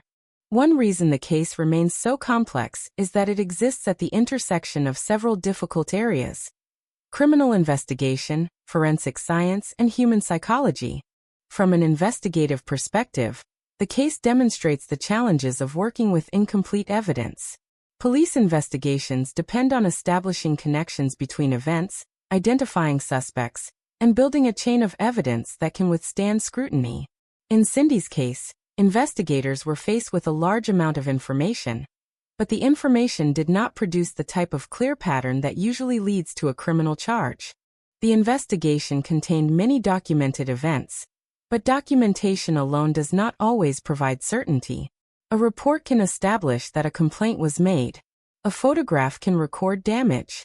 A medical examination can confirm an injury. However, determining who was responsible and why an event occurred requires additional evidence. This distinction became one of the most important issues surrounding the case. Supporters of the homicide theory have argued that the years of reported threats and attacks should not be dismissed simply because investigators failed to identify a suspect. They point to the possibility that a careful offender could avoid detection, especially if the person understood Cindy's routines and remained cautious. Others have focused on the lack of physical evidence connecting an outside person to the final events of Cindy's life. They argue that responsible investigation requires considering every possibility and recognizing when the evidence does not support a single conclusion. The disagreement between these viewpoints reflects a broader challenge in true crime investigations: the difference between what is possible and what can be proven. Many explanations may appear reasonable. However, criminal investigations are not based only on possibilities. They require evidence strong enough to support a conclusion. The Cindy James case also influenced discussions about stalking and victim response. During the years before her death, Cindy repeatedly reported feeling threatened. The case raised questions about how authorities should respond when a person reports persistent harassment, but the identity of the alleged offender cannot be confirmed. Modern approaches to stalking investigations often emphasize documentation, risk assessment, victim support, and early intervention. While the Cindy James case cannot provide simple answers, it remains part of the larger conversation about how institutions respond to people who report fear and danger. At the same time, the case also highlights the importance of maintaining fairness and objectivity. Investigators must protect potential victims, while also carefully evaluating evidence. Both responsibilities are essential to a functioning justice system. For Cindy's family and those who knew her, the unresolved nature of the case meant living without a final explanation. There was no courtroom conclusion, no confirmed offender, and no complete reconstruction of what happened. The official classification of her death as an unknown event reflected the reality that the evidence did not allow investigators to go further. For the public, the case became a symbol of uncertainty. It represents the uncomfortable reality that some investigations, even after years of effort and significant resources, do not end with clear answers. The absence of a final conclusion does not mean the investigation was meaningless. Instead, it shows the limits of what evidence can reveal. The story of Cindy James continues to be studied because it raises questions that extend beyond one individual case. How should investigators evaluate unusual patterns of behavior? How should evidence be interpreted when multiple explanations remain possible? How can authorities protect people while maintaining objective standards of proof? These questions remain relevant in criminal investigations today. Ultimately, the legacy of the Cindy James case is not only the mystery surrounding her death. It is also the reminder that every investigation involves uncertainty, and that the search for truth requires patience, evidence, and caution. The case remains unresolved not because there was no investigation, but because the investigation reached a point where the available evidence could not provide a final answer. And that is why, decades later, Cindy James remains one of Canada's most discussed unresolved cases. A case where the facts are known, the questions are many, and the complete truth remains uncertain. The case of Cindy James remains significant because it represents one of the most difficult situations faced by investigators. A case where there is a large amount of information, but no single explanation that can be proven beyond doubt. In many criminal investigations, the process follows a familiar path. Investigators identify a victim, establish a timeline, collect physical evidence, locate suspects, and eventually present a conclusion. The Cindy James case followed a very different path. The investigation began years before her death, continued through numerous reports and examinations, and ultimately reached a point where the evidence could not provide a definitive answer. One of the most important lessons from the case is the importance of separating documented facts from interpretations. The documented facts include that Cindy James reported repeated incidents over several years, that police investigated many of those reports, that her body was discovered in 1989, and that forensic testing revealed the presence of multiple substances in her system. These facts form the foundation of the investigation. The interpretations of those facts are where disagreement begins. Some observers interpret the pattern of reported events as evidence of a persistent unknown offender. They argue that the number of incidents, the emotional impact on Cindy, and certain physical findings suggest that an outside person may have been involved. Others focus on the absence of evidence identifying such a person.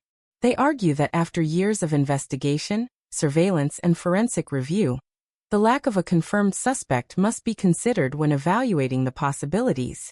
This difference highlights a fundamental principle of criminal investigation. Evidence must be evaluated as a whole. Individual pieces of information can appear convincing when viewed separately, but investigators must consider whether all pieces form a consistent and provable explanation. In Cindy's case, the evidence created questions but did not provide a final answer. The case also demonstrates the difficulty of investigating events that occur over a long period of time. Evidence can become harder to collect as time passes. Witness memories may change. Physical evidence may disappear.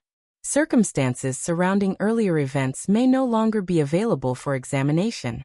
When Cindy's death occurred in 1989, investigators were not only examining the final incident, they were also reviewing years of previous reports, attempting to determine whether those events were connected, and whether they revealed information about what happened at the end of her life. Another important aspect of the case is the role of professional judgment. Police officers, forensic specialists, and medical experts must often make decisions based on incomplete information. They must consider different possibilities without allowing assumptions to replace evidence. The Cindy James investigation demonstrates how difficult that process can become when evidence points in different directions. The case also raises questions about how society understands victims of reported threats or harassment. When someone repeatedly reports being targeted, the response requires both compassion and careful investigation. The goal is to provide protection while also ensuring that conclusions are based on reliable evidence. At the same time, unresolved cases often create a desire for simple explanations. People naturally search for a clear beginning, a clear cause, and a clear ending. However, some investigations do not provide that structure. The reality of criminal investigation is that some cases remain incomplete because the available evidence does not allow certainty. For those who continue studying Cindy James's case, the unanswered questions remain the most challenging part. Was there an unknown individual responsible for the events she reported? Were all of the reported incidents connected? Did the circumstances surrounding her death involve another person? Or does another explanation better account for the available evidence? These questions have remained open for decades. The official conclusion of an unknown event does not provide a satisfying resolution for many people, but it reflects the limits of what investigators could establish. It acknowledges that important facts were known while also recognizing that the full sequence of events could not be proven. The lasting importance of the case is therefore not only in the mystery itself, it is also in what it teaches about investigation, evidence uncertainty, and the responsibility of searching for truth without going beyond what the facts can support. The story of Cindy James continues to be examined because it represents a difficult reality. Sometimes an investigation can reveal many pieces of a puzzle, while still leaving the complete picture unfinished. The case of Cindy James has remained in public memory for decades because it represents a rare type of investigation, one where the questions surrounding the case became almost as significant as the facts themselves. Many criminal cases are remembered because they contain a clear sequence of events. There is often a moment when investigators discover a crucial piece of evidence, identify a suspect, and reconstruct what happened. The Cindy James case followed a different path. The investigation produced a large amount of information, but the evidence never formed a complete explanation that could be proven. This uncertainty became the defining feature of the case. After the coroner's inquest concluded that Cindy's death was an unknown event, the case did not disappear. Instead, it continued to attract attention from journalists, researchers, forensic specialists, and members of the public. Each examination of the case returned to the same central problem: how should the available evidence be interpreted? The case is often discussed because it challenges the idea that every investigation must eventually produce a clear answer. In reality, investigations depend on evidence, and evidence has limitations. Even when authorities conduct extensive interviews, forensic testing, and reviews of records, there are situations where the information available is not enough to establish exactly what occurred. Cindy's case also became an example of how difficult it can be to evaluate events that develop over many years. The reports made between 1982 and 1989 created a complicated timeline. Investigators had to determine which events could be independently verified, which details could be supported by physical evidence, and which questions remained unresolved. Time itself became an important factor. When incidents are investigated years after they occur, information can become increasingly difficult to confirm. Memories change. Circumstances shift. Evidence may no longer exist. This creates additional challenges for investigators attempting to reconstruct a sequence of events. Another reason the case continues to attract discussion is the involvement of different areas of expertise. Law enforcement examined the case from the perspective of criminal evidence. Medical professionals considered the physical and psychological aspects. Legal authorities evaluated what conclusions could be supported by available information. Each perspective contributed something important, but none provided a complete solution. The case also demonstrates the difference between suspicion and proof. Many explanations may appear possible, especially in a case with unusual circumstances. However, possibility alone is not enough to establish responsibility. Criminal justice systems require evidence that can withstand careful examination. This principle is one of the reasons the official conclusion remained unchanged. Although various theories have been proposed over the years, none has been supported by enough evidence to become an established explanation. For many people who study unresolved cases, the Cindy James investigation represents the importance of maintaining an open mind while also respecting the limits of evidence. Accepting uncertainty can be difficult, especially when the circumstances involve a person's death and years of unanswered questions. The case also continues to raise discussions about how society responds when someone reports being threatened or harmed. It highlights the importance of taking concerns seriously, while ensuring that investigations remain based on objective evaluation rather than assumptions. Beyond the investigation itself, Cindy James's story remains connected to broader conversations about fear, safety, mental health, and the challenges of understanding complex human experiences. These discussions require sensitivity because the case involves a real person whose life extended far beyond the mystery that followed her death. Cindy was not only part of an investigation file. She was a nurse, a friend, a family member, and an individual whose life became the focus of questions that continued long after her death. That human element is one of the most important aspects of remembering the case. The passage of time has not produced a final answer. No new evidence has conclusively resolved the competing theories. The official finding remains the same. The circumstances surrounding Cindy James's death could not be determined with certainty. The mystery continues not because the investigation was ignored, but because the evidence reached its limits. The case of Cindy James remains a reminder that some investigations do not end with a final revelation. Some remain as complex historical records, collections of facts, unanswered questions, and competing interpretations that continue to be examined by those searching for a clearer understanding of what happened. The story of Cindy James has remained in public discussion not only because of the mystery surrounding her death, but because of the difficult questions the case raised about investigation, evidence, and the way society responds to uncertainty. When the case first gained attention, much of the focus centered on one question: what happened to Cindy James? However, as the years passed, the discussion expanded beyond the circumstances of her death.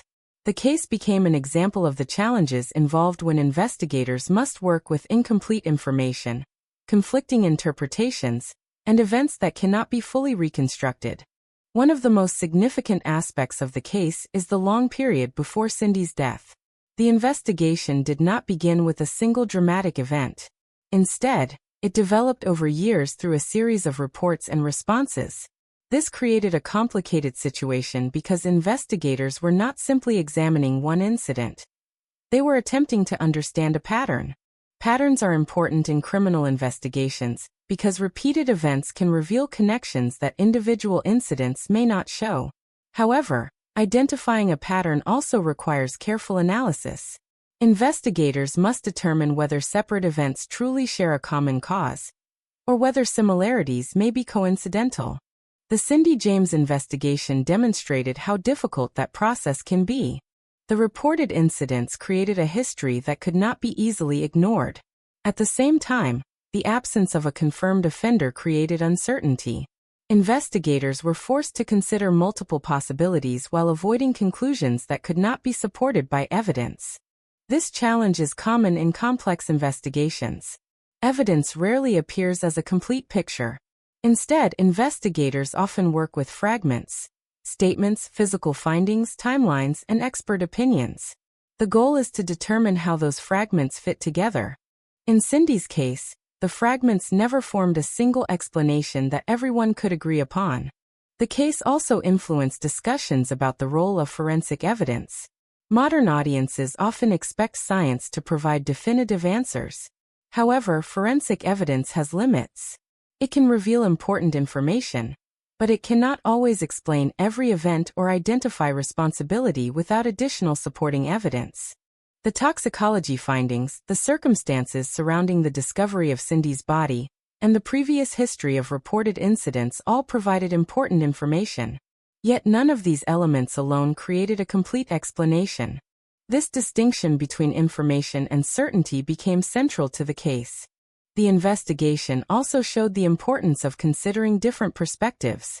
Law enforcement, medical professionals, family members, and independent observers often viewed the same events through different experiences and responsibilities. Family members and supporters focused on Cindy's reports and the fear she expressed during the years before her death. Investigators focused on evidence, verification, and what could be proven.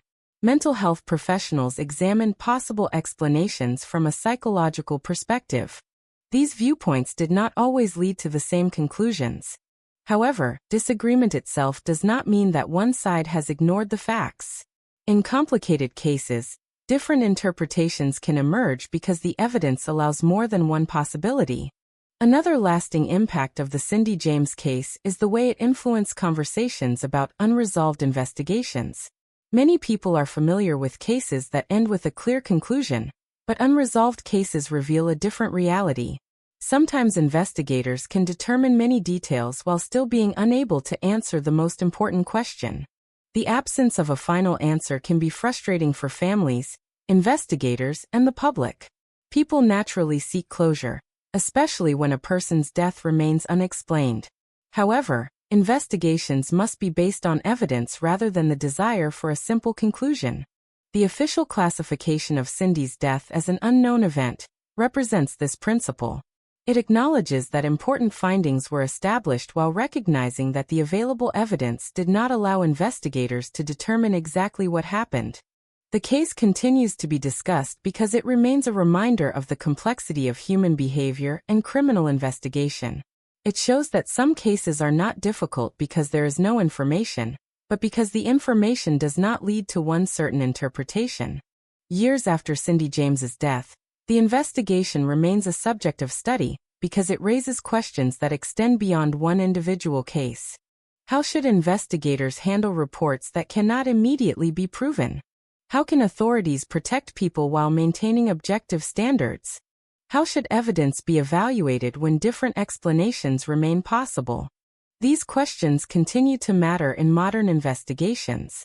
The legacy of Cindy James is therefore not only the mystery surrounding her final days. It is also the broader discussion her case created about evidence, uncertainty, and the search for truth. Some cases end with answers. Others remain as reminders that the pursuit of truth sometimes leads not to certainty, but to a deeper understanding of how complex and challenging investigations can become.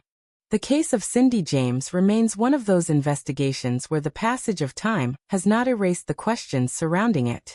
Instead, the years have transformed the case into a subject of continued analysis, with different researchers examining the same evidence and reaching different conclusions. The reason the case remains compelling is not simply because it is unresolved. Many investigations remain open for long periods.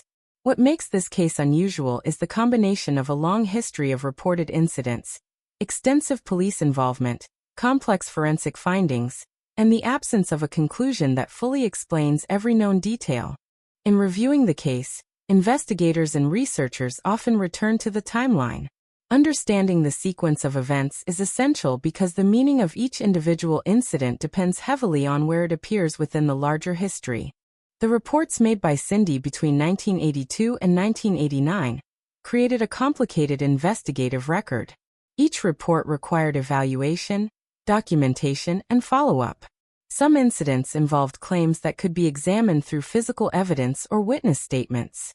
Others depended primarily on Cindy's own account of what had occurred. This created a challenge that investigators frequently encounter: determining how much weight should be given to different types of evidence.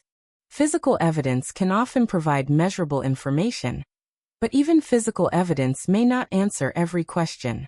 A damaged object, a medical finding, or a forensic result can confirm that something happened, but it may not always reveal who was responsible or why it occurred. Statements and personal accounts are also important because they can provide information that physical evidence cannot capture. However, they must be evaluated carefully, especially in complex cases where multiple explanations are possible. The Cindy James investigation demonstrates the importance of combining different forms of evidence rather than relying on a single source of information. Another reason the case continues to receive attention is the question of uncertainty itself. Modern crime reporting often focuses on solved cases because they provide a clear narrative. An event occurs, investigators find evidence, a suspect is identified, and a conclusion is reached. Unresolved cases challenge that structure. They remind the public that investigations are not always straightforward. Sometimes the evidence available is incomplete. Sometimes witnesses provide different perspectives. Sometimes experts disagree about what the evidence means. In these situations, investigators must accept uncertainty rather than force an explanation that the evidence cannot support. The Cindy James case also remains relevant because it highlights the importance of reviewing cases from multiple perspectives. Looking only through one lens can create an incomplete understanding. From a law enforcement perspective, the focus is on evidence, verification, and establishing facts. From a medical perspective, the focus is on understanding physical findings and possible causes. From a personal perspective, family and friends often focus on the experiences and emotions of the person involved. Each perspective contributes to understanding the case, but each also has limitations. The continuing discussion surrounding Cindy James has also influenced how people think about cases involving reported harassment and stalking. Today, stalking investigations often emphasize early documentation, risk assessment, and coordinated responses between authorities and support services. Although the Cindy James case cannot provide a simple explanation for every situation, It remains part of the broader history of discussions about how reports of threats should be evaluated and addressed. Perhaps the most difficult aspect of the case is that it leaves people searching for certainty that the evidence has never provided. Those who believe Cindy was harmed by another person continue to point to the history of reported incidents and the possibility of an unidentified offender. Those who question that conclusion continue to point to the absence of conclusive evidence identifying such a person. Both interpretations continue to exist because the investigation never produced the evidence necessary to eliminate all uncertainty. The official finding of an unknown event remains the most accurate reflection of that reality. It does not answer every question, but it represents the conclusion reached after reviewing the available information. The legacy of the Cindy James case is therefore not only about mystery. It is about the difficult process of searching for truth when the available evidence is incomplete. It reminds investigators, researchers, and the public that unanswered questions do not always mean that nothing was discovered. Sometimes they mean that the evidence revealed important facts but could not reveal the complete story. And that is why, decades later, the case continues to be examined. Not because the investigation was forgotten, but because the search for understanding remains unfinished. The case of Cindy James has endured for decades because, even after extensive investigation, it continues to exist between what is known and what remains uncertain. Investigators established many important facts. Cindy James was a nurse living in British Columbia. She reported a series of disturbing incidents over several years. Police responded to those reports and conducted investigations. After her disappearance in 1989, her body was discovered, forensic testing was performed, and an inquest examined the circumstances surrounding her death. Yet the most important question remained unanswered. What exactly happened during the final days of Cindy's life? The absence of a definitive answer has caused the case to remain a subject of debate. Different people have examined the same information and reached different conclusions because the evidence does not point clearly in only one direction. For those who believe Cindy was the victim of an unknown offender, the history of reported threats and incidents represents a significant part of the investigation. They argue that the pattern of events over many years suggests that another person may have been involved, and that the failure to identify that person does not necessarily prove that no offender existed. They emphasize that some incidents involved circumstances that appeared difficult to explain without outside involvement, and believe the unanswered questions surrounding those events should not be ignored. Others approach the case from the perspective of evidence evaluation. They point to the fact that, despite extensive investigative efforts, no individual was identified, no suspect was charged, and no physical evidence conclusively connected another person to Cindy's death. From this viewpoint, the lack of confirmation is a central part of understanding the case. The disagreement between these perspectives reflects a broader challenge in criminal investigations. Evidence rarely provides absolute certainty. Instead, investigators must determine which explanations are supported strongly enough by facts. In Cindy's case, the available information created possibilities, but did not establish a final conclusion. The case also demonstrates how public perception can influence the way unresolved investigations are remembered. When a case receives significant attention, people often search for patterns, explanations, and answers. Over time, theories may become widely repeated, even when they have not been proven. This makes it especially important to separate confirmed information from speculation. The confirmed record of Cindy James's case remains clear in several areas. Her reports were investigated, her death was examined through forensic procedures, and the final determination did not establish homicide or suicide conclusively. Beyond those facts, many questions remain open. The case also provides lessons about the relationship between investigation and uncertainty. A successful investigation is not always one that produces an arrest or a complete explanation. Sometimes the role of investigators is to determine what can be proven and to acknowledge when the evidence does not allow further conclusions. This can be one of the most difficult outcomes for everyone involved. For families, uncertainty can feel like an unfinished chapter. Without a confirmed explanation, there may be no clear place to direct grief, anger, or questions. For investigators, Unresolved cases represent the challenge of working with incomplete information. For the public, they serve as reminders that reality does not always follow the structure of a simple story. The case of Cindy James remains important because it shows that the search for truth is not always a straight path. It involves examining evidence, questioning assumptions, and accepting the limits of what can be known. More than 30 years later, the mystery surrounding Cindy's death continues to attract attention. New discussions may revisit old evidence, and different interpretations may continue to emerge.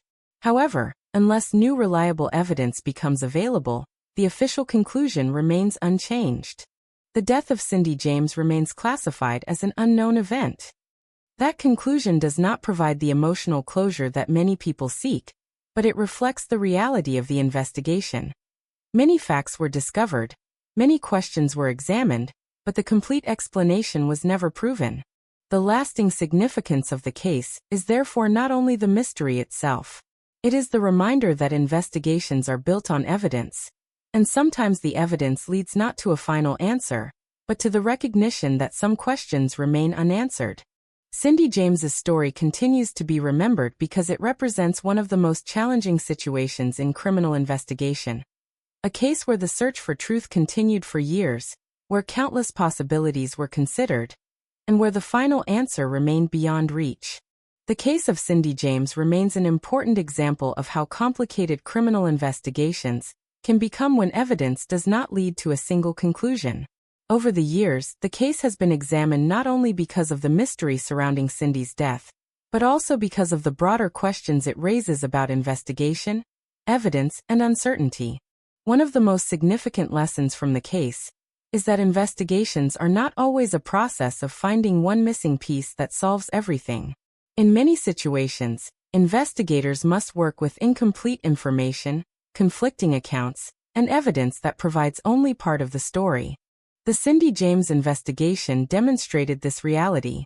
From the beginning, investigators faced a difficult situation. The reports made by Cindy over several years created a large investigative record. Police had to examine each report individually, while also considering whether the events were connected. This required careful documentation, interviews, and analysis. The challenge was determining whether the information represented a clear pattern, or whether the events required different explanations. This type of uncertainty is one of the most difficult situations in investigative work. A pattern can be meaningful, but investigators must also ensure that connections are based on evidence rather than assumptions. The case also highlighted the importance of forensic limitations. Modern audiences often view forensic science as a tool that can reveal the complete truth. However, forensic evidence can only answer certain questions. It can identify substances, document injuries, and analyze physical findings, but it cannot always reconstruct every moment of an event or identify responsibility without additional evidence. In Cindy's case, forensic findings provided important information, but they did not resolve every question surrounding her death.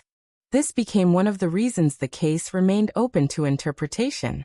Another important aspect of the investigation was the role of different professional perspectives. Police investigators approached the case through evidence collection and criminal procedures. Medical experts examined physical findings and possible causes. Mental health professionals considered psychological factors. Each perspective contributed to the overall understanding of the case, but none alone could provide a complete explanation. The investigation also demonstrated the importance of avoiding conclusions based only on personal beliefs or public opinion. In highly publicized cases, emotions can influence how people interpret information. Some may focus on evidence that supports a particular theory, while overlooking evidence that creates uncertainty. A careful investigation requires considering all available information, including facts that challenge a preferred explanation. The Cindy James case remains relevant because these challenges continue to exist in modern investigations. Cases involving missing persons, unexplained deaths, or long-term allegations often require authorities to balance multiple responsibilities. They must listen to reports, investigate possible risks, protect individuals, and maintain objective standards of evidence. The case also influenced discussions about unresolved investigations. When a case remains unsolved, there is often pressure to provide an explanation. However, investigators cannot replace evidence with certainty simply because people want answers. The official conclusion of an unknown event reflects this principle. It represents a decision based on the evidence available rather than speculation about what might have happened. For many observers, this conclusion remains unsatisfying. Human beings naturally seek resolution, especially when a person's death involves unanswered questions. However, the purpose of an investigation is not only to provide closure, it is to determine what can be proven. In the years following Cindy's death, the case continued to be analyzed because it represents the difficult reality that some investigations reach a point where the evidence cannot go further. The impact of the case can therefore be understood in two ways. First, it remains a mystery because the circumstances of Cindy's death have never been fully explained. Second, it remains an important example of the challenges investigators face when searching for truth in situations where evidence is incomplete. The case reminds us that criminal investigations are not always defined by dramatic discoveries or final answers. Sometimes they are defined by careful examination, honest uncertainty, and the recognition that some questions may remain unanswered. The story of Cindy James continues to be studied because it reflects one of the most difficult tasks in criminal investigation: understanding events that leave behind evidence, questions, and possibilities, but no final explanation. The case of Cindy James has remained in public memory because it represents something that many investigations struggle with: the possibility that the truth may never be fully reconstructed. Over the years, many cases become clearer with time. New technology can reveal evidence that was previously unavailable. Advances in forensic science can sometimes answer questions that investigators could not solve in the past. Witnesses may come forward with new information. Records may be reviewed from a different perspective. However, the Cindy James case has continued to remain unresolved. The passage of time has not produced a definitive explanation for the events surrounding her death. Instead, it has allowed the case to become a subject of continued discussion, analysis, and debate. One of the reasons the case remains difficult is that it contains multiple layers of uncertainty. There is the question of the incidents Cindy reported during the years before her death. There is the question of whether those events were connected. There is the question of what happened during the final days of her life. And there is the larger question of whether the available evidence is enough to determine a single explanation. Each question leads to another. This complexity is what makes the case unusual. It is not simply an investigation into one event. It is an attempt to understand a long series of events and determine how, or whether, they relate to one another. Investigators often describe complex cases as puzzles. However, the comparison has limits. A puzzle usually has one correct arrangement of pieces. Real investigations are different. Sometimes pieces may be missing. Sometimes pieces may have more than one possible meaning. Sometimes the available pieces do not create a complete picture. The Cindy James case reflects this reality. The investigation established important facts, but those facts did not answer every question. The evidence provided information about what was discovered, what was examined, and what could be confirmed. However, it did not provide enough certainty to establish a complete explanation. This distinction between facts and conclusions is essential. A fact is something supported by evidence. A conclusion requires interpreting those facts and determining what they mean. When evidence allows multiple interpretations, investigators must be careful not to treat one possibility as proven. This principle has remained central to discussions of Cindy's case. Another reason the case continues to be examined is the emotional impact surrounding it. Unresolved deaths often affect not only investigators but also families, friends, and communities. The absence of a final answer can create a lasting sense of uncertainty. For those connected to Cindy, the unanswered questions represented more than an investigative problem. They represented the loss of a person whose life could not be fully separated from the mystery surrounding her death. It is also important to remember that behind every investigation is a human story.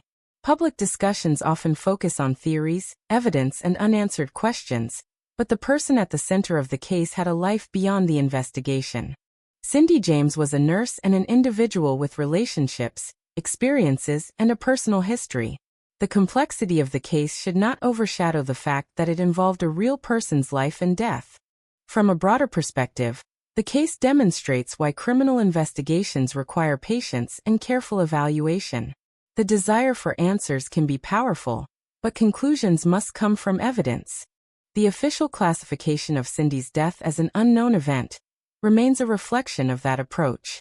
It acknowledges that investigators examined the available information, but could not establish a definitive explanation. This outcome may feel incomplete, but it represents the limits of what the evidence allowed. The case continues to serve as a reminder that not every mystery is solved through persistence alone. Sometimes investigators can follow every available lead, examine every piece of evidence, and still reach a point where certainty is impossible. The search for truth does not always end with a final discovery. Sometimes it ends with an honest recognition of uncertainty. And that is why the case of Cindy James continues to be remembered. Not because it produced a simple answer, but because it demonstrates one of the most challenging realities of investigation. Sometimes the facts reveal much, yet the complete story remains unknown. The case of Cindy James remains one of the most unusual and debated investigations in Canadian criminal history. More than 30 years after her death, the case continues to attract attention because it represents a situation where extensive investigation produced many facts, yet failed to produce a single explanation that could be proven. The story of Cindy James is ultimately a story about uncertainty. It is a case where investigators collected information, examined evidence, consulted experts, and followed numerous investigative paths. Despite these efforts, the final circumstances surrounding her death remained unresolved. This does not mean that nothing was discovered. Investigators established a timeline. They documented the events that were reported. They examined the forensic findings. They considered different explanations. They reviewed testimony and professional opinions. But after all of that work, one question remained unanswered. What truly happened? The inability to answer that question is what has kept the case alive in public discussion.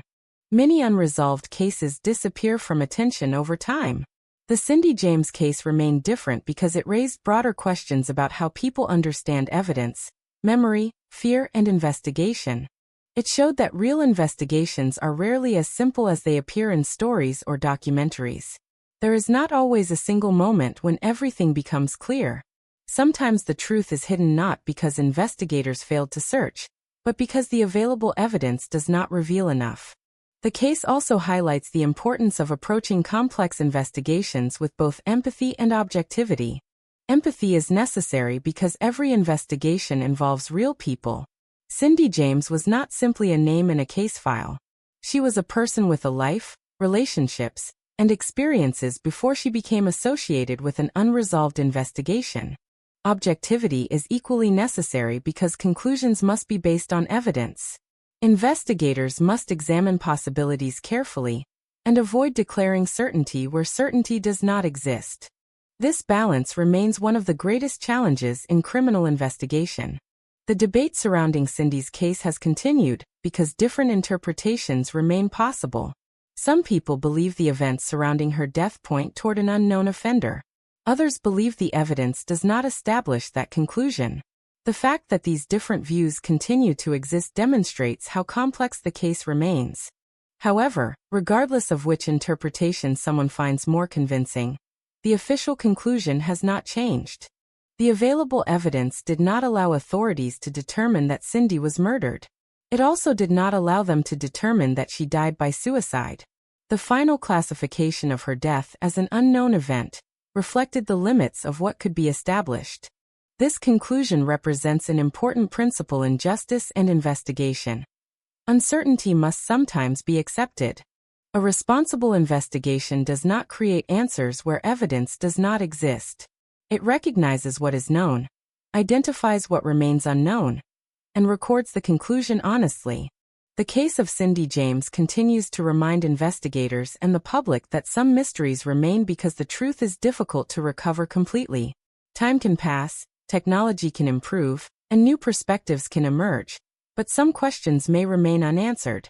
The lasting importance of the case is therefore not only the mystery itself. It is the lesson that searching for truth requires patience, evidence, and humility. Every investigation has limits. Every piece of evidence has boundaries. And sometimes, even after years of searching, the most accurate conclusion is not a definitive answer, but an acknowledgement that the full story cannot be proven. The case of Cindy James remains remembered because it represents that difficult reality. A life was lived. A series of events was investigated. Evidence was examined. Questions were asked. But the final explanation remained beyond reach. And that is why, decades later, the case continues to stand as one of Canada's most complex unresolved investigations. A reminder that some mysteries are not defined by what was discovered, but by what remains unknown.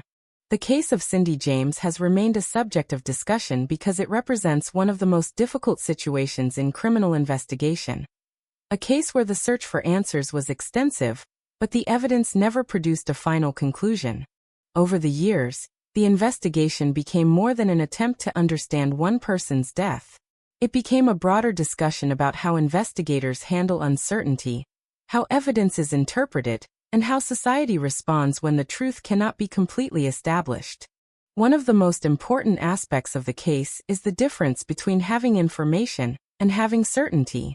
The investigation contained a significant amount of information. There were reports, interviews, medical examinations, forensic findings, and years of documented interactions with authorities. However, information alone does not always create a complete explanation. Investigators must determine how evidence connects, whether different events share the same cause, and whether a conclusion can be supported strongly enough to withstand examination.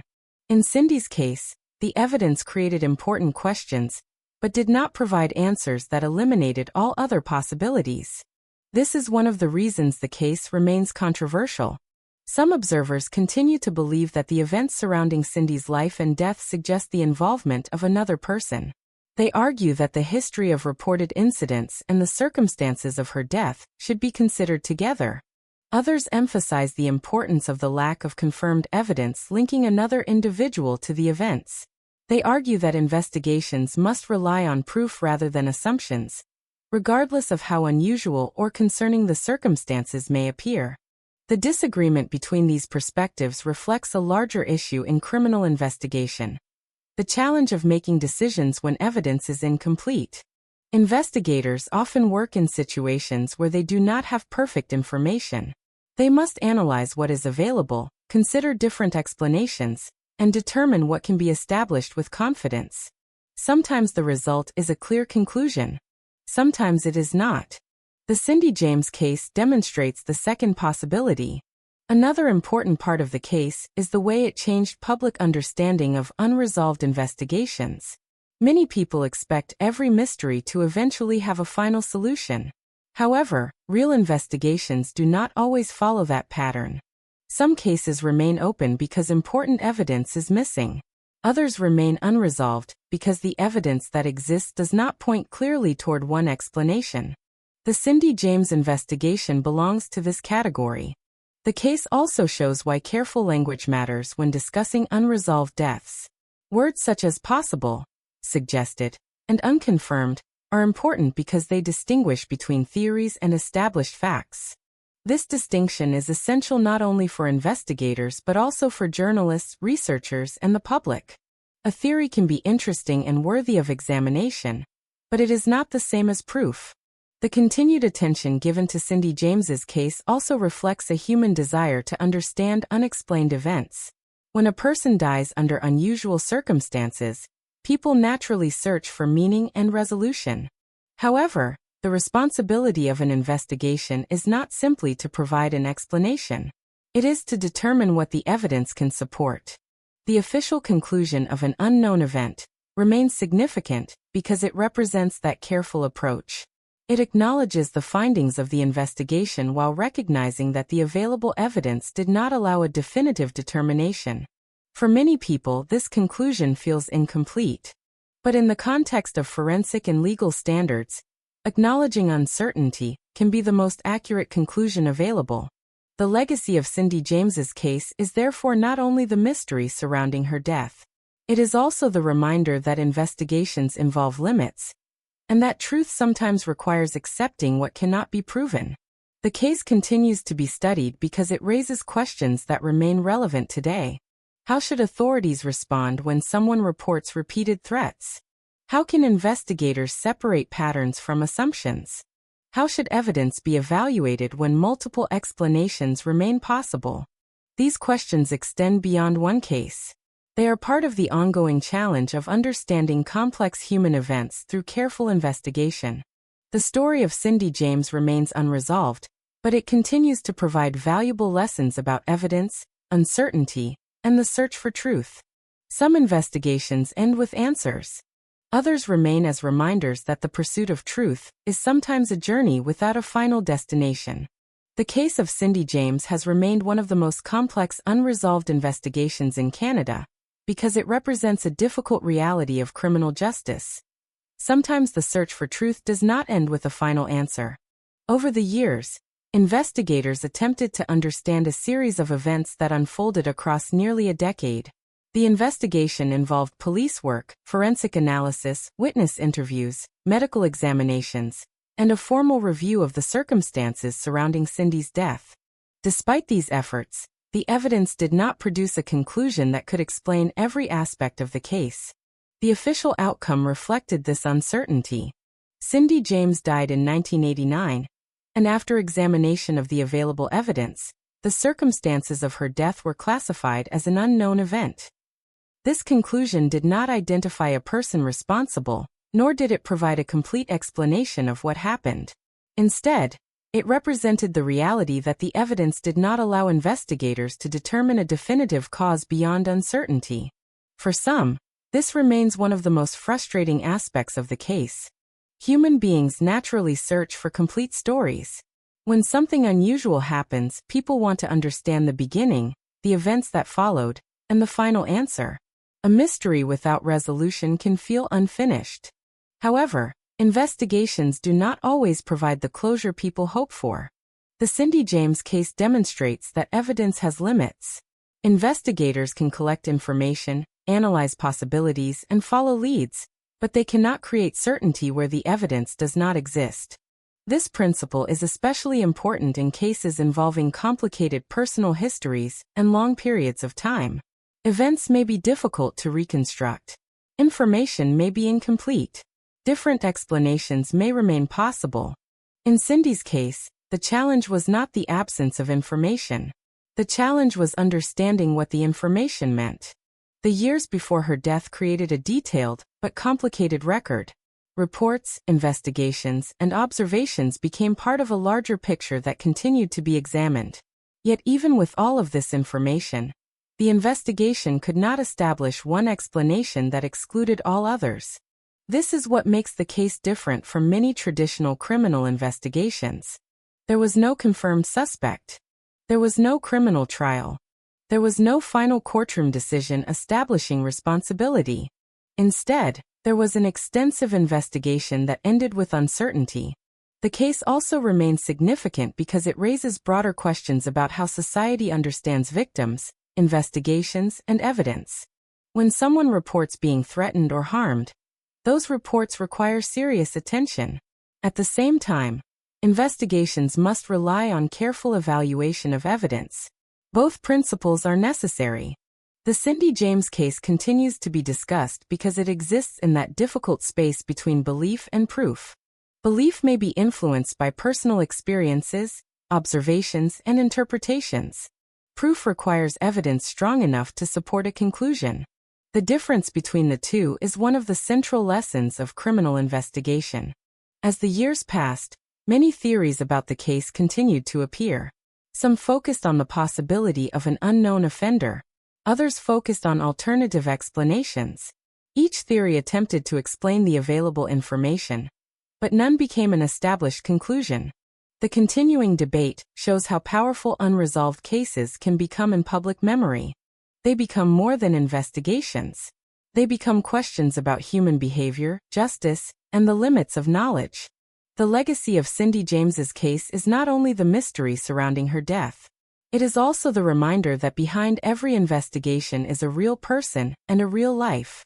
Cindy James was remembered by people who knew her, worked with her, and cared about her.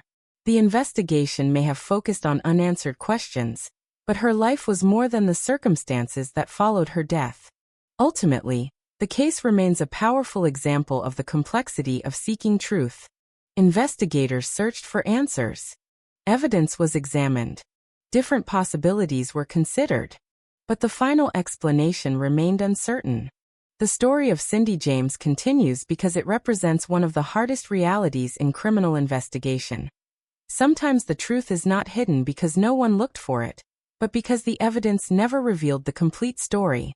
And after decades of discussion, the case remains what it has always been: an unresolved chapter in Canadian criminal history, defined by facts, questions, and the search for answers that may never fully arrive. The story of Cindy James has continued long after the official investigation ended. While the case remains unresolved, its influence has extended beyond the question of what happened and into broader discussions about criminal investigations, evidence, and the difficulties of understanding complex human situations. Many unresolved cases are remembered because of a single unanswered question. The Cindy James case is different because it contains many questions that remain connected to one another. The investigation was not only about the circumstances of Cindy's death. It was also about understanding the years that came before it, the reports she made, the responses from authorities, and the challenge of determining how those events should be interpreted. This made the case unusually difficult. Investigators were not examining a simple incident with a clear timeline. They were reviewing a long period of events and attempting to determine whether those events formed one continuous pattern or whether they required different explanations. This type of investigation requires careful attention to detail. Every report, every piece of evidence, and every statement must be evaluated individually, while also being considered as part of the larger picture. The difficulty is that patterns can be meaningful, but they can also be misunderstood. Investigators must determine whether similarities between events indicate a connection, or whether they simply appear connected because they occurred during the same period of time. The Cindy James case remains an example of how challenging that process can become. Another important aspect of the case is the role of uncertainty in justice. People often expect investigations to produce definite answers, but the reality is that some cases do not reach that point. An investigation can be thorough. Evidence can be examined carefully. Experts can provide opinions. And still, the final conclusion may remain uncertain. This does not mean that the investigation had no value. On the contrary, the process of examining evidence and establishing what can and cannot be proven is an essential part of justice.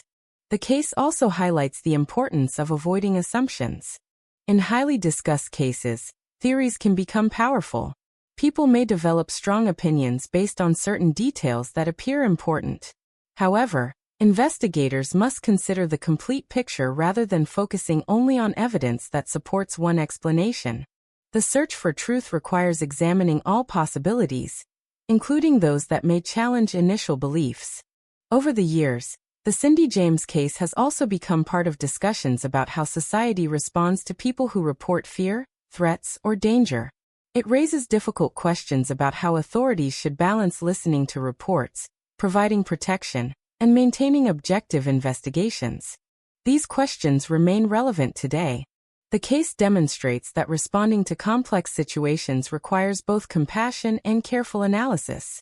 Compassion recognizes the experiences of individuals involved. Analysis ensures that conclusions are supported by evidence. Both are necessary. Another reason the case continues to attract attention is that it reflects a universal human desire for closure. When a person's death remains unexplained, people naturally want to understand why it happened and who, if anyone, was responsible. However, some investigations end not with certainty, but with unanswered questions. The official conclusion of an unknown event represents that reality. It acknowledges that investigators examined the evidence, but could not establish a definitive explanation. For some people, this conclusion feels incomplete. For investigators, it represents the importance of remaining within the boundaries of what evidence can prove. The lasting significance of the Cindy James case is therefore not only the mystery itself. It is the reminder that criminal investigations involve uncertainty, limitations, and difficult decisions. The case shows that truth is not always discovered through one dramatic moment.